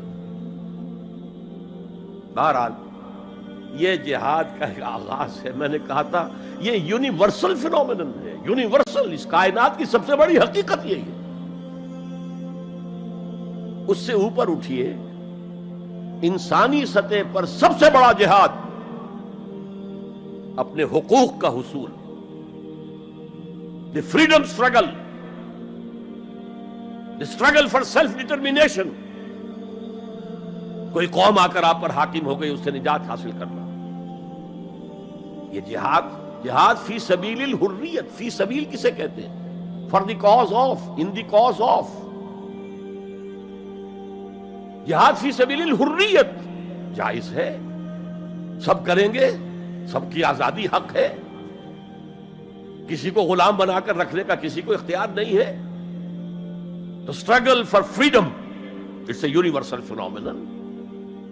اور مسلمان بھی اگر کرے گا اور اللہ کی حدود کے اندر رہ کر کرے گا تو وہ بھی اللہ کے ہاں وہ اجر و ثواب کا مستحق ہوگا، بلکہ اگر جان دے دے گا شہید شمار ہوگا. اس لیے کہ حضور کی ایک حدیث ہے، من قتل دون مالہ فہو شہید. جو شخص اپنے مال کی حفاظت میں مارا گیا وہ بھی شہید ہے. اب آپ کہیں جا رہے تھے، آپ کے پاس کچھ مال ہے، جیب میں کچھ ہے، کوئی ڈاکو آ گئے، آپ کو گھیر لیے. اب آپ کے پاس دو راستے، ایک تو آپ کہے لو بھائی جو کچھ ہے یہ حاضر ہے، لے لو، میری جان بخشی کرو، اور ایک یہ کہ آپ ڈٹ جائیں. اس ڈٹ جانے میں اگر جان چلی گئی تو آپ شہید ہیں. من قتل دون مالہ، تو مال سے تو 1000 گنا بڑی شے ہے حریت فی سبیل الحریہ. لیکن ہم نے کیا غلطی کی؟ فریڈم سٹرگل کو بھی جہاد فی سبیل اللہ کہہ دیا. بہت بڑی غلطی، جس کا سب سے بڑا مظہر میں آپ کو بتاتا ہوں. یہ mid 50s کی بات ہے. میں اپنے MBA سے فارغ ہو کر منٹگومری میں، جو اب سائیوال کہلاتا، جا کر آباد ہو گیا تھا والدین کے پاس. الجزائر میں اس وقت فریڈم سٹرگل چل رہی تھی فرانس کے خلاف. تو اس کے لیے کچھ فنڈز حاصل کرنے کے لیے ایک وفد آیا پاکستان کے دورے پر. ایک تو کرنل صاحب تھے، کرنل عودہ، وہ تو داڑھی مونچھ صاف تھے جیسے ہوتے ہیں عام طور پر فوجی. لیکن ایک بہت بڑے عالم دین علامہ بشیر الابراہیمی الجزائری، بہت مشہور، بہت بڑے عالم، وہ بھی ساتھ تھے. انہوں نے جو تقریر کی عربی میں، جہاد فی سبیل اللہ، جہاد فی سبیل اللہ. واقعہ یہ کہ وجد میں آ گیا پورا مجمع. وہ لوگ تو وجد میں نہیں آ سکے ہوں گے جنہوں نے ترجمہ، جنہوں نے سنا، لیکن میں عربی سے واقف تھا تو میں واقعتاً وجد میں آ گیا. قرآن کا بیان، حدیث کے بیان، جہاد فی سبیل اللہ کی اہمیت، جہاد فی سبیل اللہ کا مقام و مرتبہ. اچھا جو بھی ہو سکا پیسے ہم نے جمع کیے، کمیٹی بنائی، تھیلی پیش کی. Now prepare for the shock. جب یہ جہاد کامیاب ہوا تو ایک سوشلسٹ ریاست قائم ہو گئی. How come؟ اگر یہ جہاد فی سبیل اللہ تھا تو اسلامی ریاست قائم ہونی چاہیے تھی. اگر درخت آم کا تھا تو اس میں نمولی کیسے لگ گئی؟ معلوم ہوا کہ ہم نے غلطی کی تھی. ہم نے اسے جہاد حریت کی بجائے جہاد فی سبیل اللہ کہہ دیا. بھئی جہاد حریت جائز ہے اور اس کے لیے جان دینا بھی شہادت ہے، لیکن آپ نے اس کو جہاد فی سبیل اللہ کیسے کہہ دیا؟ چنانچہ یہ نوٹ کر لیجئے کہ میں نے جب افغانستان میں روسی فوجیں داخل ہو گئیں تو جو وہاں پر ایک سٹرگل شروع ہوئی ہے، ریزسٹنس شروع ہوئی ہے، میں نے اسے کبھی جہاد فی سبیل اللہ نہیں مانا. جہاد فی سبیل اللہ کا نعرہ لگوا کر امریکہ نے فائدہ اٹھایا، مرے افغان، اور کام بن گیا اس کا آرک رائیول جو ہے وہ ختم ہو گیا. اور نتیجہ پوری دنیا بھگت رہی ہے کہ بائی پولر کی بجائے یونی پولر دنیا ہو گئی. اور وہ جو ایک پول ہے جتنا طاقت کے نشے میں اس وقت چور چور ہے، وہ آپ کو معلوم ہے، مجھے تفصیل میں جانے کی ضرورت نہیں. میں نے کہا تھا جہاد حریت ہے، جائز ہے، to defend your country against an invader, لیکن اسے جہاد فی سبیل اللہ نہ کہیں. اچھا اس سے آگے آئیے. اب ہیومن لیول پر اس سے اوپر کا ایک کی سطح ہے، نظریے اور نظام کے لیے جہاد. ایک نظریہ تھا مارکسزم، اس کی بنا پر نظام جو بنا وہ communism. Who really believed in Marxism and communism, he struggled to establish a communist state. یہ جہاد ہے فی سبیل الاشتراکیہ، اشتراکیت کی راہ میں جہاد کر رہے ہیں. جانیں دے رہے ہیں، مر رہے ہیں، زار کی فوجیں جو ہیں وہ شوٹ کر رہی ہیں کھڑے ہو کر کے قطاروں کے اندر، جانیں دے رہے ہیں. اس کے بغیر تو ظاہر بات ہے شہنشاہیت، زار کی شہنشاہیت کہیں جگہ چھوڑ سکتی تھی، کہیں اپنی جڑ چھوڑ سکتی تھی؟ تو یہ جو جہاد ہے یہ ہے ایک نظریے کی بنیاد پر، اس نظریے پر ایک نظام قائم ہوتا ہے. جس نظریے میں وہ بلیو کرتے ہیں کہ یہی حق ہے، یہی انسان کے لیے بہتر ہے، اسی میں عدل ہے، اسی میں انصاف ہے، اس کو قائم کرنے کی جد و جہد کرنا ان پر فرض. نہیں کرتے تو آپ کہیں گے ایسے جھوٹ موٹ کو بنا پھرتا ہے کمیونسٹ، اس کی تو ساری دوستیاں، اس کے سارے تعلقات جو ہیں وہ تو کیپٹلسٹ کے ساتھ ہیں، تو ان کے تنخواہیں لیتا. آپ کہتے ہیں کہ نہیں کہتے؟ یہ ہے جہاد. اگر وہ نظریہ ایمان ہے اور نظام اسلام ہے، اس کے لیے جو جہاد ہوگا وہ جہاد فی سبیل اللہ ہے.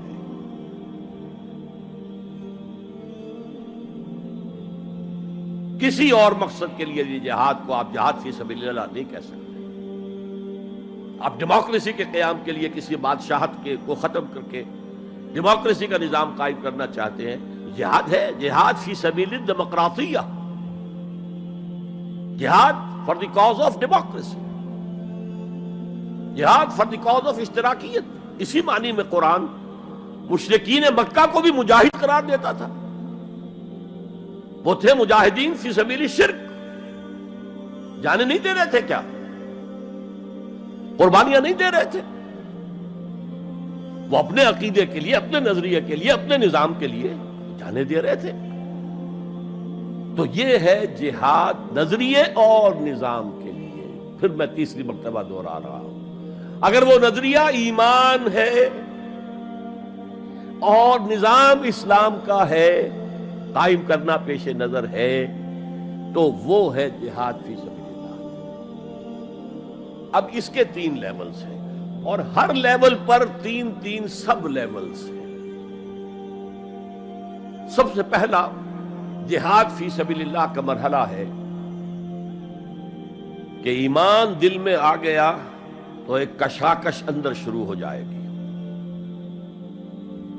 میں اگر فرائیڈ کی اصطلاح استعمال کروں تو ایگو اور اڈ یا لبیڈو میں تصادم ہوگا. آپ کے نفس کی خواہش کچھ اور ہے، ایمان کہتا ہے غلط. کشاکش ہوگی کہ نہیں؟ یہ اندرونی جہاد ہے اپنے نفس کے خلاف. جیسے فرعون نے کہا تھا الیس لی ملک مصر وہذہ الانہار تجری من تحتی، کیا میں بادشاہ نہیں ہوں مصر کا؟ مصر کی حکومت میری نہیں ہے؟ اور کیا یہ ساری نہریں جو ہیں میرے نظام کے تحت نہیں چل رہی؟ اسی طرح برا نہ مانیے، ہمارا نفس کہتا ہے یہ جسم میرا ہے، میری ملکیت ہے، اٹس مائی ڈومین، میری خواہش پوری کرنی ہوگی. جیسے اس نے کہا میں نہیں جانتا کوئی خدا ہے میرے سوا اور میرے اوپر، میں نہیں مانتا. نفس بھی کہتا میں نہیں ماننے کو تیار، کیا حلال ہے کیا حرام ہے، کیا جائز ہے کیا ناجائز، میری خواہش پوری کرو.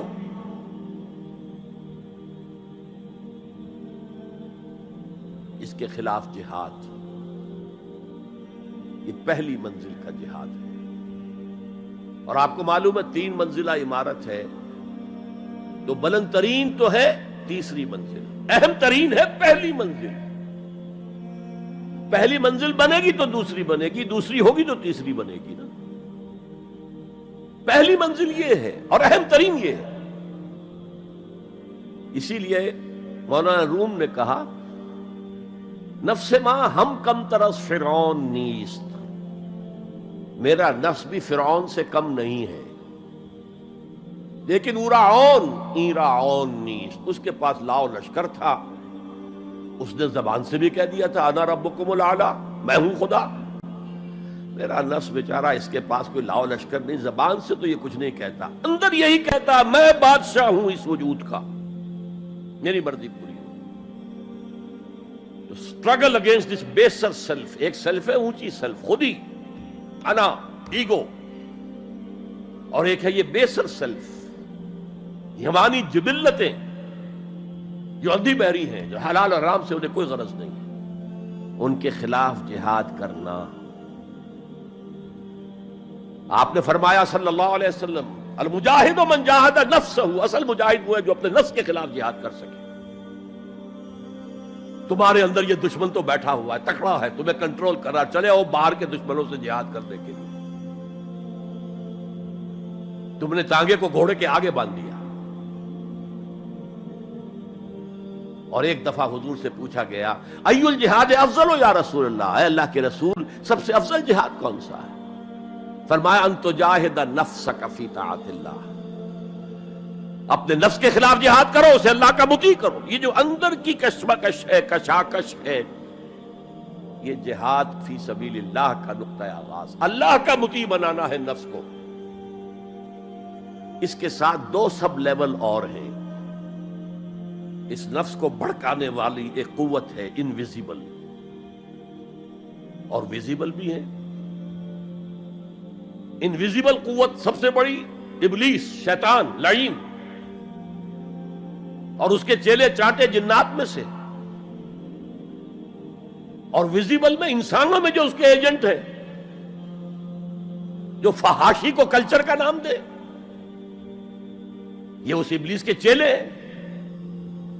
ان کے خلاف جہاد نہیں کریں گے آپ. اگر آپ ان کے خلاف ایگریسو ایٹیٹیوڈ اختیار نہیں کریں گے تو آپ ان کے دباؤ میں آ جائیں گے.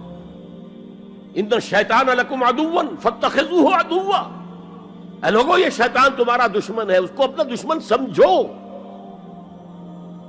وہ تمہیں سبز باغ دکھاتا ہے، بدی کو مزین کر کے دکھاتا ہے، اچھے اچھے نام اس کے رکھ دیتا ہے، اور تمہیں آمادہ کرتا ہے بدی کے ارتکاب پر. نہیں، وہ تمہارا دشمن ہے. افتتخذونہ وذریتہ اولیاء من دونی، تم مجھے چھوڑ کر اسے اور اس کے چیلے چانٹوں کو تم اپنا دوست بناتے ہو. نہیں، شیطان کے خلاف جنگ کرو. اور تیسرا اس پر سب لیول کیا ہے؟ معاشرہ اگر بگڑا ہوا ہے، اس کا عمومی رجحان برائی کی طرف ہے، تو سوشل پریشرز آپ کو ادھر دھکیلتے ہیں. جیسے کہ اگر کوئی موب جا رہا ہے تو اس کے ساتھ چلنا تو بہت آسان ہے، وہ خود ہی آپ کو دھکیلتا ہوا لے جائے گا. اس کے خلاف چلنا بہت مشکل کام. ہو سکتا ہے آپ بڑی زور لگا کے 4 قدم آگے بڑھیں، پھر کوئی ریلا آئے 10 قدم پیچھے لے جائے.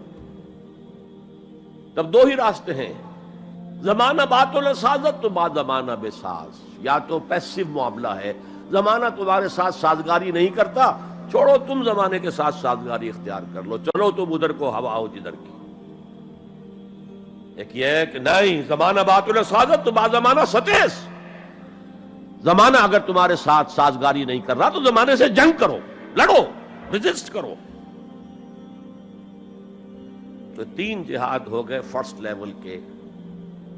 3 سب لیولز: نفس امارہ، اڈ، لیبیڈو، نفس حیوانی کے خلاف جہاد، اس کو بھڑکانے والے، وسوسہ اندازی کرنے والے، اس میں پھونکے مارنے والے، شیطان اور اس کی ذریت مانوی اور ذریت نسلی، جنات اور انسانوں میں جو اس کے ایجنٹ ہیں، ان کے خلاف جہاد. معاشرے کے خلاف ایک سٹرگل. اب یہ 3 جہاد آپ نے کر لیے، اللہ توفیق دے ہم میں سے ہر ایک کو. تو اب یہ جہاد آپ کے جسم سے باہر نکلے گا، خارج میں آئے گا. دوسری منزل ہے نظریاتی تصادم. اگر آپ نے ایمان کا نظریہ اختیار کیا ہے تو الحاد کا نظریہ رکھنے والے بھی موجود ہیں. آپ نے توحید کے نظریے کو اختیار کیا ہے تو مشرکانہ عقائد رکھنے والے بھی موجود ہیں. They are bound to resist. اس کے خلاف جہاد کرنا ہوگا، محنت کرنی ہوگی، اپنی بات کو دلائل سے ثابت کرنا ہوگا، اپنی بات کو اچھے انداز میں حسن اسلوب سے لوگوں کے دلوں تک پہنچانا ہوگا. ظاہر بات ہے وقت لگے گا، جان کھپے گی، اور اگر آپ انتہائی سنسیئر ہیں، یہ آپ کا ایک لائف لانگ اور ہول ٹائم جو ہے آپ کی انگیجمنٹ ہوگی ہے. اینڈ ٹائم از منی. جہاد بالمال، جہاد بالنفس. یہ ہے دعوت و تبلیغ کہہ لیں اسے، اپنے نظریات کو پھیلانا کہہ لیں. آخر مارکسسٹ نے اپنے نظریات کو پھیلایا پہلے پیور فلسفی کی سطح پر، ٹاپ انٹلیکچوئلز کو دنیا کے انہیں پوزیس کیا. اس کے بعد ادب کے ذریعے سے، ڈراموں کے ذریعے سے، شاعری کے ذریعے سے، افسانوں کے ذریعے سے وہ فکر جو تھا طبقاتی شعور، کلاس کانشسنس کا شعور پیدا کیا. اور ہوتے ہوتے یہاں تک کہ ریڑی والے کی زبان پر بھی لفظ آ گیا استحصال. او اتنا ثقیل عربی لفظ، استحصال کر رہے ہیں. یہ سارا کام یوں ہی تو نہیں ہو گیا. کتنے ادیبوں نے، کتنے ڈرامہ نویسوں نے، کتنے شاعروں نے اس فلسفے کو پھیلایا ہوگا.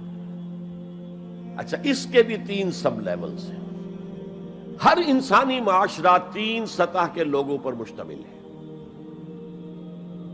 ایک انٹلیکچوئل مائنورٹی ہوتی ہے، انٹیلیجنسیا ہوتا ہے، یا جسے ایک اور اصطلاح میں کہتے ہیں brain trust of the society. They control direction and destination of the society. ہوتے ہیں مائنورٹی، مائنیوٹ مائنورٹی، لیکن ان کا اور پوری قوم کا جو باہمی رشتہ ہے وہ کیا ہے؟ جیسے یہ دماغ اور پورا جسم. میری ٹانگیں مجھے لے کر چل سکتی ہیں، دوڑ سکتی ہیں، اگرچہ اب میں دوڑ نہیں سکتا گھٹنوں کے آپریشن کے بعد، لیکن بہرحال دوڑا بھی کرتا تھا. لیکن کدھر جانا ہے اس کا فیصلہ یہاں ہوتا ہے. یہ صلاحیت ٹانگوں میں نہیں ہے. ہاں، یہاں سے فیصلہ ہو دوڑو، دوڑیں گے. ہاتھ پکڑ سکتا ہے کسی چیز کو، کس کو پکڑے کس کو نہ پکڑے. ہو سکتا ہے کہ آپ نے ہاتھ بڑھا بھی دیا ہو، کسی کو لکڑی سوکھی سمجھ کر آپ جو ہے جنگل کے اندر سے ایندھن جمع کر رہے ہیں، اچانک آنکھ نے دیکھا وہ تو حرکت کر رہی ہے، فوراً اطلاع گئی، ارے یہ تو سانپ معلوم ہوتا ہے، یہاں سے حکم آیا ہاتھ کھینچ لو، فوراً کھینچ لیا. تو کنٹرول تو یہ کر رہا ہے نا. ماسز کسی معاشرے کی نہ ڈائریکشن معین کر سکتے ہیں، نہ اس کی ڈیسٹینیشن کا فیصلہ کر سکتے ہیں. یہ اس کا انٹیلیجنسیا ہے، یہ اس کا برین ٹرسٹ ہے، یہ اس کا انٹلیکچوئل ایلیٹ ہے. لہذا اس نظریاتی تصادم میں بھی پرائرٹی نمبر 1 وہ طبقہ ہے. اگر وہ آپ کے نظریات کے قائل نہیں ہوں گے، حامل نہیں ہوں گے، there can be no collective change in this society. افراد کچھ مل جائیں گے آپ کو، افراد کے اندر ہوتے ہیں جو قبول کر لیتے بس، لیکن معاشرہ ان کے کنٹرول میں. اور اس سطح کے لوگوں کو دعوت دینا، تبلیغ کرنا آسان کام نہیں. آپ کو دلیل سے بات کرنی ہوگی، آپ کو ان کے نظریات کا تجزیہ کرنا ہوگا، اس میں کتنا حصہ غلط ہے، کتنا صحیح ہے. ان کے دماغوں میں مارکسزم گھسا ہوا ہے، ان کے دماغوں میں فرائیڈزم گھسا ہوا ہے، ان کے دماغوں میں ڈارونزم گھسا ہوا ہے، ان کے دماغوں میں لاجیکل پازیٹیوزم گھسا ہوا ہے. ہاں، کچھ لوگ رہے ہیں آئیڈیلسٹ بھی. ایک ہندوستان میں مسلمان پیدا ہوا آئیڈیلسٹ فلسفی علامہ اقبال، اور دوسرے ہندو رادھا کرشنن، بہت بڑے آئیڈیلسٹ، اس میں کوئی شک نہیں. اور ان کو اللہ نے لمبی عمر بھی دی، تو انہوں نے جو تصانیف فلسفے پر لکھی ہیں علامہ اقبال نہیں لکھ پائے. تو یہ جو طبقہ ہے یہ عام واعظ و نصیحت سے اثر قبول نہیں کرتا. Because there is a barrier in their minds, in their brains. You have to pierce through that barrier, and only then you can approach their hearts. ان کے دلوں تک رسائی نہیں ہو سکتی براہ راست جب تک کہ یہ خول جو ہے، یہ نظریاتی خول، اس کو پیئرس نہ کیا جائے. اور اس کو پیئرس کرنا آسان نہیں ہے. کچھ ذہین نوجوان، فطین نوجوان، اعلیٰ صلاحیتوں والے نوجوان اپنی پوری زندگی اسی کام کے لیے وقف کریں کہ ایک طرف ان جدید علوم و نظریات کو گہرائی میں اتر کر پڑھنا ہے اور سمجھنا ہے. جب تک آپ ان نظریات کو جانیں گے نہیں، نفی کیسے کریں گے؟ آپ کیسے آج تجزیہ کریں گے کہ اس میں یہ حصہ صحیح ہے یہ حصہ غلط ہے؟ اور دوسری طرف قرآن کی گہرائی میں غوطہ زنی کرنی ہے تاکہ ہدایت جو اللہ کی آئی ہوئی ہے اس کو آپ اچھی طرح سمجھیں، اور پھر اس نور کی روشنی میں پھر آپ لوگوں کو ان چیزوں کے خلاف متنبع کریں کہ اس میں یہ غلطی ہے، اس میں یہ غلطی ہے، اکنامکس کی یہ تھیوری غلط ہے، باطل ثابت ہو چکی ہے، ڈارونزم جو ہے وہ بایولوجی کے میدان میں شکست دیا جا چکا ہے۔ لیکن یہ کہ یہ تو کام کرنا جو ہے it's a lifelong affair. اب ظاہر بات ہے آپ کے علم میں شاید ہو کہ جب مارکس کتاب لکھ رہا تھا داس کیپیٹال تو اسے فاقے آ رہے تھے، اسے کچھ سپورٹ کرتا تھا اینجلز، لیکن یہ کہ کچھ عرصہ ایسے بھی ہوا ہے کہ وہ بھی سپورٹ نہیں کر سکتا، لیکن پھر اس کی کتاب نے دنیا کو پوزیس کیا ہے، اس کے فلسفے نے لوگوں کو اپنی گرفت میں لیا ہے، تبھی تو پھر انقلاب برپا ہوا۔ اسی طریقے سے جب تک کہ کچھ نوجوان اسے اپنا پوری زندگی کا کیریئر نہیں بنائیں گے، اس کا کوئی امکان نہیں ہے کہ اس طبقے میں آپ کوئی ڈینٹ بھی ڈال سکے۔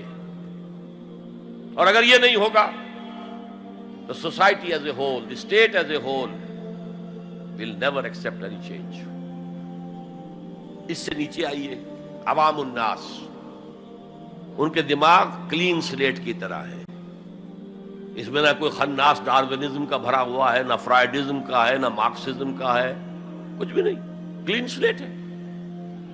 اس کو واعظ و نصیحت کے ذریعے سے ایسی بات جو از دل خیزت بر دل ریزت، دل سے اٹھے دل پہ اتر جائے، سادہ ترین زبان میں بھی بات کرو وہ قبول کریں گے، بس صرف اس کی ایک شرط ہے، آپ کا عمل بھی گواہی دے رہا ہو کہ آپ واقعی جو کہہ رہے ہیں اس پر خود بھی عمل پیرا ہے۔ یہ اگر پہلی منزل آپ سر کر آئے ہیں تب تو ٹھیک ہے، اگر پہلی منزل آپ نے سر نہیں کی اور آپ شروع ہو گئے مبلغ کی حیثیت سے، تو ایسا مبلغ جو ہے وہ اسلام کو بدنام کرے گا۔ وَمَنْ أَحْسَنُ قَوْلًا مِّمَّنْ دَعَا إِلَى اللَّهِ وَعَمِلَ صَالِحًا وَقَالَ إِنَّهُ مِنَ الْمُسْلِمِينَ۔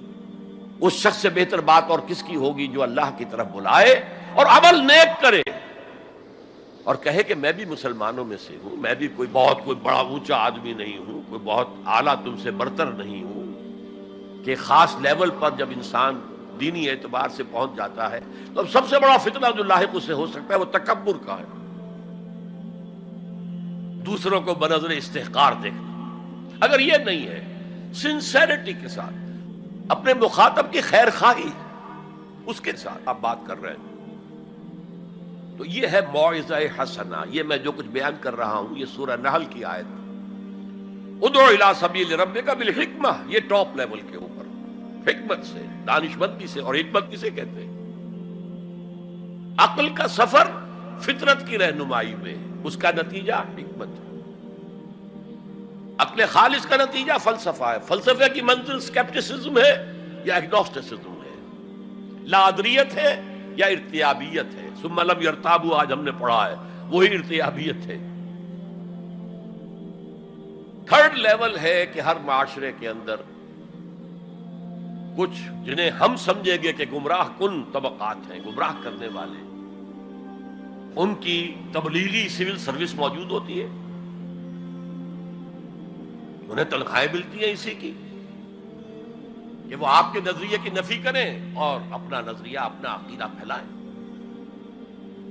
یہ لوگ ادھار کھائے بیٹھے ہوتے ہیں، یہ سمجھنے کے موڈ میں کبھی نہیں ہوتے، ان کا تو انداز مناظرانہ ہوتا ہے، بس سمجھنا سمجھانا پیش نظر نہیں ہوتا۔ You have to meet them in their own elements۔ اگر نہیں کریں گے تو عوام الناس پر بہت برا اثر ہوگا، عوام الناس جو ہیں وہ تو پھر زیر اثر آ جائیں گے ان کے، جیسے کہ پادری فینڈر آیا تھا انڈیا میں، ابھی جب کہ ایسٹ انڈیا کمپنی کی حکومت شروع ہوئی تھی، کلکتے ہی سے انگریز شروع ہوئے تھے، کلکتے ہی سے مشنری ورک شروع ہوا تھا، وہیں پہلا پریس لگا تھا، وہیں اردو کی بائبل چھپی تھی،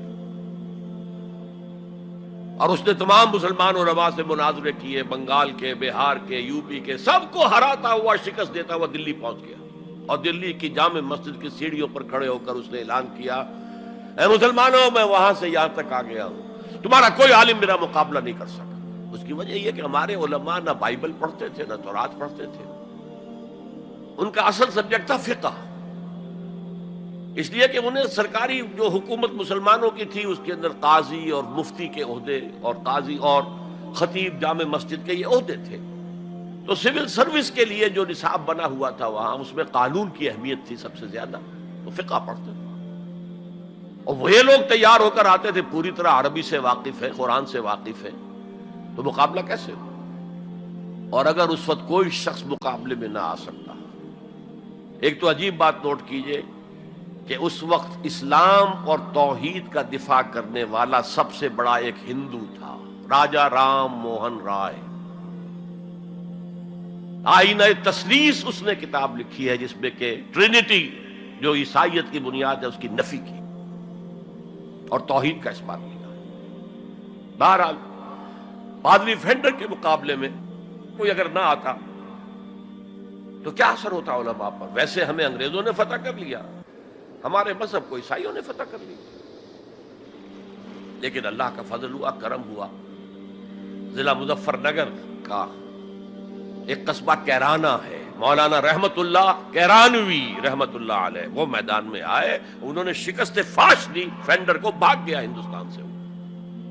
تو یہ جدال اس کو قرآن کہتا ہے، مناظرہ نہیں، عام لفظ استعمال ہوتا ہے مناظرہ، قرآن کہتا ہے مجادلہ، لیکن اس کے لیے بھی کیا کہتا ہے؟ جدال بھی کرو تو خوبصورت طریقے سے، گالم گلوچ نہ کرو، لوگوں کی توہین نہ کرو، ان کے جھوٹے معبود ہیں تو انہیں گالیاں مت دو، شریفانہ انداز میں بات کرو۔ یہ تین لیولز دعوت، ظاہر بات ہے کہ اس طرح کے مناظرے کے لیے بھی اسپیشل ٹریننگ کی ضرورت ہوتی ہے۔ اگر آپ ان مذاہب کی گہرائی میں نہیں اترے ہوئے، ان کی تاریخ کی جو ہے پورا پس منظر آپ کو معلوم نہیں، ان کے اسکرپچرز کو آپ نے نہیں پڑھا ہے، تو آپ کیسے کریں گے مناظرہ؟ تو یہ تین سب لیولز ہیں دعوت و تبلیغ کے، جہاد کے، جس میں جان بھی لگتی ہے، مال بھی لگتا ہے۔ ایک ادعو الی سبیل ربک بالحکمہ for the elite, intellectual elite, والموعظۃ الحسنہ فار دی کامن ماسز، وجادلہم باللتی ہی احسن، اور جدال اور مجادلہ کرو ان کے ساتھ، لیکن بہت عمدہ طریقے سے، خوش اسلوبی سے، اس میں تہذیب ہونی چاہیے، شائستگی ہونی چاہیے، اگر وہ کہیں اس سے نیچے گر رہے تو مت گرنا۔ 2 لیولز اور 6 سب لیول ہو گئے، اب آئیے اس کا چوٹی کا جہاد ہے نظام کو بدلنا۔ مارکسزم کو مانا ہے تو فرض ہے کہ کمیونزم نافذ کرو، یہ سخت ترین مرحلہ ہے، اس لیے کہ ظاہر بات ہے کہ خلا تو کہیں ہے نہیں، کوئی نہ کوئی نظام تو ہے، اور وہ نظام اپنے آپ کو ڈیفینڈ کرتا ہے، وہ سٹیٹس کو وہ چاہتا ہے، اس کے ساتھ جو پریویلیج کلاسز ہیں وہ چاہیں گی نظام یہی رہے۔ اسی کی شاخوں پر تو ہمارے آشیانے بنے ہوئے ہیں، ہمارے گھونسلے، ہمارے مفادات پر زد پڑ رہی ہے۔ Grid up your lines, resist them. یہ معاملہ ہے جس میں تصادم آتا ہے، نظام تصادم کے بغیر نہیں بدل سکتا۔ دعوت کے ذریعے آپ سلیم الفطرت، سلیم العقل لوگوں کو کھینچ لیں گے، لیکن لاتوں کے بھوت باتوں سے نہیں مانتے، جن کے ویسٹڈ انٹرسٹ ہے وہ نہیں چھوڑیں گے۔ ان میں سے بھی ہو سکتا ہے نکل آئے، ابو بکر صدیق انہی میں سے تھے، عثمان غنی انہی میں سے تھے، لیکن نکل آتے، لوگ نکل آتے، لیکن اکثریت ان کی وہ ڈٹ جاتی ہے۔ گرڈ اپ یور لائنز، اپنے مفادات کا تحفظ کرو، بچاؤ اپنے مفادات کو۔ تو تصادم بیکمز انیویٹیبل، انیویٹیبل، انیویٹیبل۔ اس تصادم کی بھی 3 سٹیجز ہیں، وہی میں نے کہا تھا نا، 3 سب سٹیجز ہر سٹیج پر۔ پہلی یہ ہے جسے پیسو ریزسٹنس کہا جائے گا۔ ظاہر بات ہے کہ کانفلکٹ تو انقلابی لوگوں نے پیدا کیا ہے نا، معاشرہ تو بس رہا تھا، غلام اپنے قسمت پر شاکر و صابر تھے، قربا کہتے تھے ہماری تقدیر ہی یہ ہے، ٹھیک ہے، اسی لیے تو مارکس نے کہا کہ یہ اوپیم آف دی ماسز ہے مذہب۔ اس نے کانفلکٹ کس نے پیدا کیا؟ جس نے کہا یہ غلط ہے، یہ نظام صحیح نہیں ہے، یہ ڈپریسو ہے، یہ ایکسپلائٹیٹو ہے، یہ ڈسکریمنیٹو ہے، اس میں تقسیم دولت کا نظام غلط ہے۔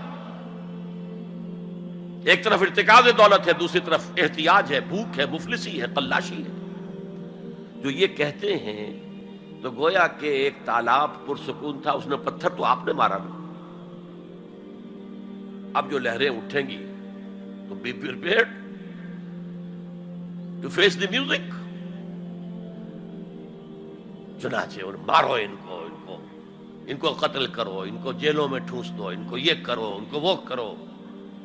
اس سارے معاملے میں پہلی سٹیج ہوگی اس نظریاتی اور نظام کے تصادم میں ٹیک آل پرسیکیوشن وداؤٹ اینی ریٹیلیشن۔ اگر آپ وائلنٹ ہو گئے فرام دی ویری بگننگ تو جو پاور اس وقت ہے موجود، جو نظام ہے اس کو ریپرزینٹ کرنے والی جو حکومت موجود ہے، وہ آپ کو کرش کر کے رکھ دے گی۔ You have to buy time. اور اس کے لیے کیا ہے؟ وہ تمہیں مارے تم جواب نہ دو، وہ گالی دے تم انہیں دعائیں دو، وہ پتھر مارے تم پھول پیش کرو۔ ادفع باللتی ہی احسن، بہترین انداز میں دفاع کرو۔ اسے کہتے ہیں پیسو ریزسٹنس۔ حضور کی سیرت میں پورے 12 برس یہ حکم تھا، this was the order of the day, no retaliation whatsoever, no raising of hands even in self defence. اور یہ میں آپ کو بتا چکا ہوں، مہاتما گاندھی نے کہا، سرحدی گاندھی عبد الغفار خان سے، کہ میں نے یہ عدم تشدد جو ہے، تشدد کا جواب تشدد سے نہ دینا، یہ میں نے سیکھا ہے حضرت مسیح سے اور حضرت محمد سے صلی اللہ علیہ وسلم۔ حضرت مسیح کی زندگی پہلی سٹیج ہی پر تک رہی، آگے کی وہ مہم چلی ہی نہیں، اس لیے کہ آپ کو ریسپانس ملا ہی نہیں۔ کہتے ہیں کل 72 آدمی ایمان لائے تھے ان پر، اور ان میں سے بھی 12 تھے جو ان کے مخلص ساتھی تھے، حواریین تھے، ہر وقت ساتھ رہتے تھے، اور ان میں سے بھی ایک وہ تھا جس نے غداری کر کے گرفتار کرایا ہے، ان کی اپنی روایت کے مطابق۔ اس کو چھوڑیے، تفصیل میں نہیں جانے کی ضرورت نہیں۔ تو بہرحال اس سے اگلی سٹیج کیسے آتی ہے؟ دعوت وہ دیتے رہے، دعوت دیتے رہے، وعظ کہتے رہے، یہ سب کچھ کرتے رہے، سیکنڈ سٹیج تک رہے، تھرڈ سٹیج تک تو جب تک کہ قوت حاصل نہ ہو you can't proceed. If there's no response you can't go forward. لیکن یہ کہ حضور کی زندگی میں اگلی سٹیج آ گئی،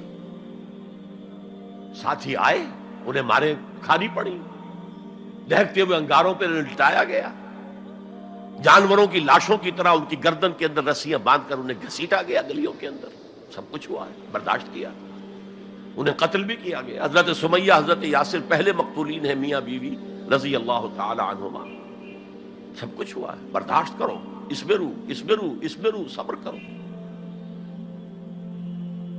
اس کا ایک بہت بڑا نتیجہ نکلتا ہے، اس معاشرے میں جو سائلنٹ میجورٹی ہوتی ہے، وہ سائلنٹ میجورٹی سائلنٹ تو ہوتی ہے، ڈمب تو ہے، ڈیف نہیں ہے، بلائنڈ نہیں ہے۔ وہ بلال کی چیخیں تو سن رہی ہے نا، وہ دیکھ رہی ہے کس طرح دہکتے ہوئے انگاروں پر خباب بن الارت کو لٹایا گیا۔ یہ جو سائلنٹ میجورٹی ہوتی ہے، اب یہ سوچتی ہے یہ ان کے اوپر کیوں یہ تشدد آ رہا ہے؟ کیا بلال نے آقا کی کوئی چوری کر لی تھی؟ کہیں خدا نہ خواستہ خاکم و دہن آقا کی بیٹی کی عزت پر ہاتھ ڈال دیا؟ کیا کیا تھا جو یہ آقا جو ہے امیہ ابن خلف یہ کچھ کر رہا ہے اس کے ساتھ؟ اس کے بعد جب انہیں معلوم ہوتا ہے کوئی جرم نہیں ہے، صرف یہ کہتا ہے اللہ ایک ہے، میں اور اس کے ساتھ کسی کو شریک کرنے کو تیار نہیں، اور محمد اللہ کے رسول ہے، بس جرم ہے تو یہ ہے۔ اب اس کا کیا اثر پڑتا ہوگا اس سائلنٹ میجورٹی کو، اس کا آپ اندازہ کر لیجیے۔ ان کی ہمدردیاں اندر ہی اندر ان کے ساتھ ہو رہی ہیں، اگرچہ وہ گئے ہیں اپنے لیڈروں کے دباؤ کی وجہ سے غزوہ بدر میں، مفتوح تو پہلے سے ہو چکے تھے، جو دلوں کو فتح کر لے وہی فاتح زمانہ۔ بہرحال first stage is passive resistance, صبر محض.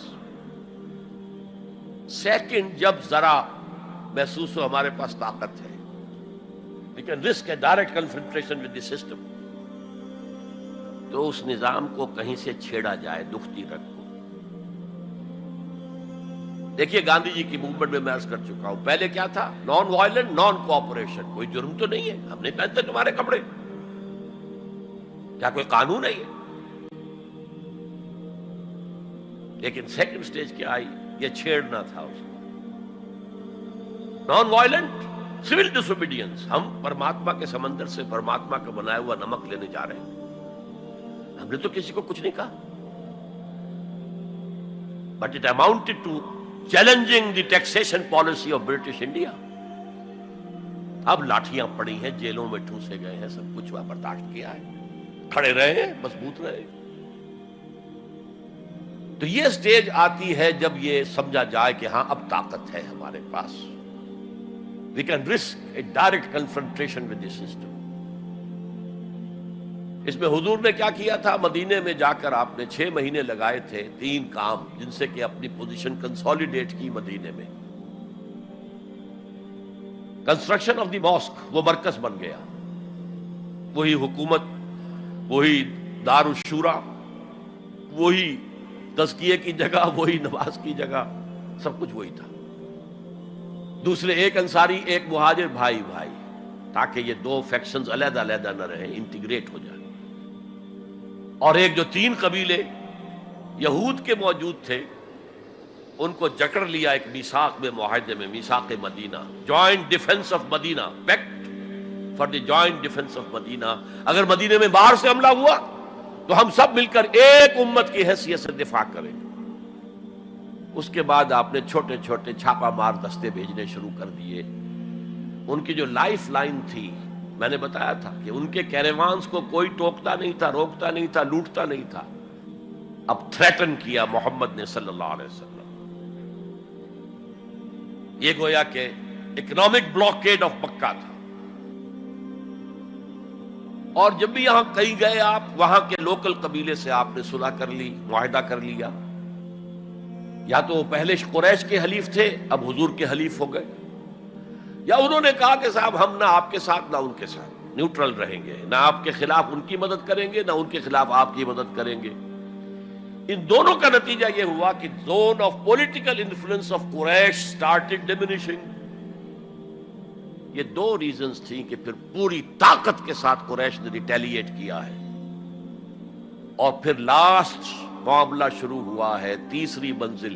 اس تیسری منزل کی تیسرا سب لیول، اس کا نام ہے قتال فی سبیل اللہ. اب جنگ شروع، اے 6 years long وار. یہ جو بدر ہے، احد ہے، احزاب ہے، بنی المصطلق ہے، بے شمار غزوات، چھوٹے چھوٹے، بڑے بڑوں کے نام ہمیں یاد ہیں صرف. It was a continuous war with battles. Badr battle ہے، جنگ نہیں ہے، جنگ تو مسلسل ہے. بہرحال اس کا نتیجہ یہ قتال فی سبیل اللہ کی منزل آئی ہے. چونکہ یہ ساری 8 منزلیں طے کر کے یہاں پہنچے تھے، لہذا کامیابی ہوئی. اگر ایسے ہی اچھل کر نویں منزل پر پہنچ جاتے تو نیچے گر کر ختم ہوتے. یہ ہے قتال فی سبیل اللہ، اللہ کی راہ میں قتال. بہرحال آج کے انقلاب اسلامی کے لیے پہلے 5 سٹیپ جو کہ تو رہیں گے. دعوت دی جائے گی، لوگوں کی اصلاح کی جائے گی، انہیں منظم کیا جائے گا، پھر پیسو ریزسٹنس کے دور سے گزرنا ہوگا، پھر ایکٹیو ریزسٹنس. لیکن آخری جو ہے 2 طرفہ جنگ کی بجائے ایک طرفہ جنگ. آپ یہ نہ سمجھیے گا میں ہندوستان میں تقریر کر رہا ہوں تو میں گاندھی جی کی تعریف کر رہا ہوں. یہ میری تقریریں کیسٹ پہلے سے موجود ہے، میں نے ہمیشہ نام لیا ہے کہ آج کے دور میں اس انقلابی عمل کی آخری سٹیج کیا ہوگی. اس کے ضمن میں مہاتما گاندھی کا پروسیس درست ہے. نان وائلنٹ، نان کوآپریشن، ترک موالات، نان وائلنٹ، سول ڈس اوبیڈینس. لیکن یہ سٹیجز کب آئیں؟ جب گاندھی لیڈر بن چکے تھے. ان کا یہ کہہ دینا کافی تھا کہ بدیشی کپڑا ہم نہیں پہنیں گے اور ہم اپنا چرخہ چلائیں گے. پورے ہندوستان میں چرخے چلنے شروع ہو گئے. لیڈر تو پہلے کوئی ہونا. تو یہ اجتہاد جو ہے اس کو آج ہمیں قبول کرنا ہوگا. ہمارے لوگ کچھ دوسرے راستوں پر چلے ہیں جس کی وجہ سے دنیا کو موقع ملا ہے کہ وہ جہاد کے لفظ کو خوب اچھالیں اور بدنام کریں. حالانکہ جہاد کا یہ پروسیس سامنے ہو تو کسی سلیم الفطرت انسان، کسی سلیم العقل انسان کو اس پر اعتراض کا کوئی بھی حق حاصل نہیں ہوگا. بارک اللہ لی ولکم فی القرآن العظیم ونفعنی وإیاکم بالآیات والذکر الحکیم.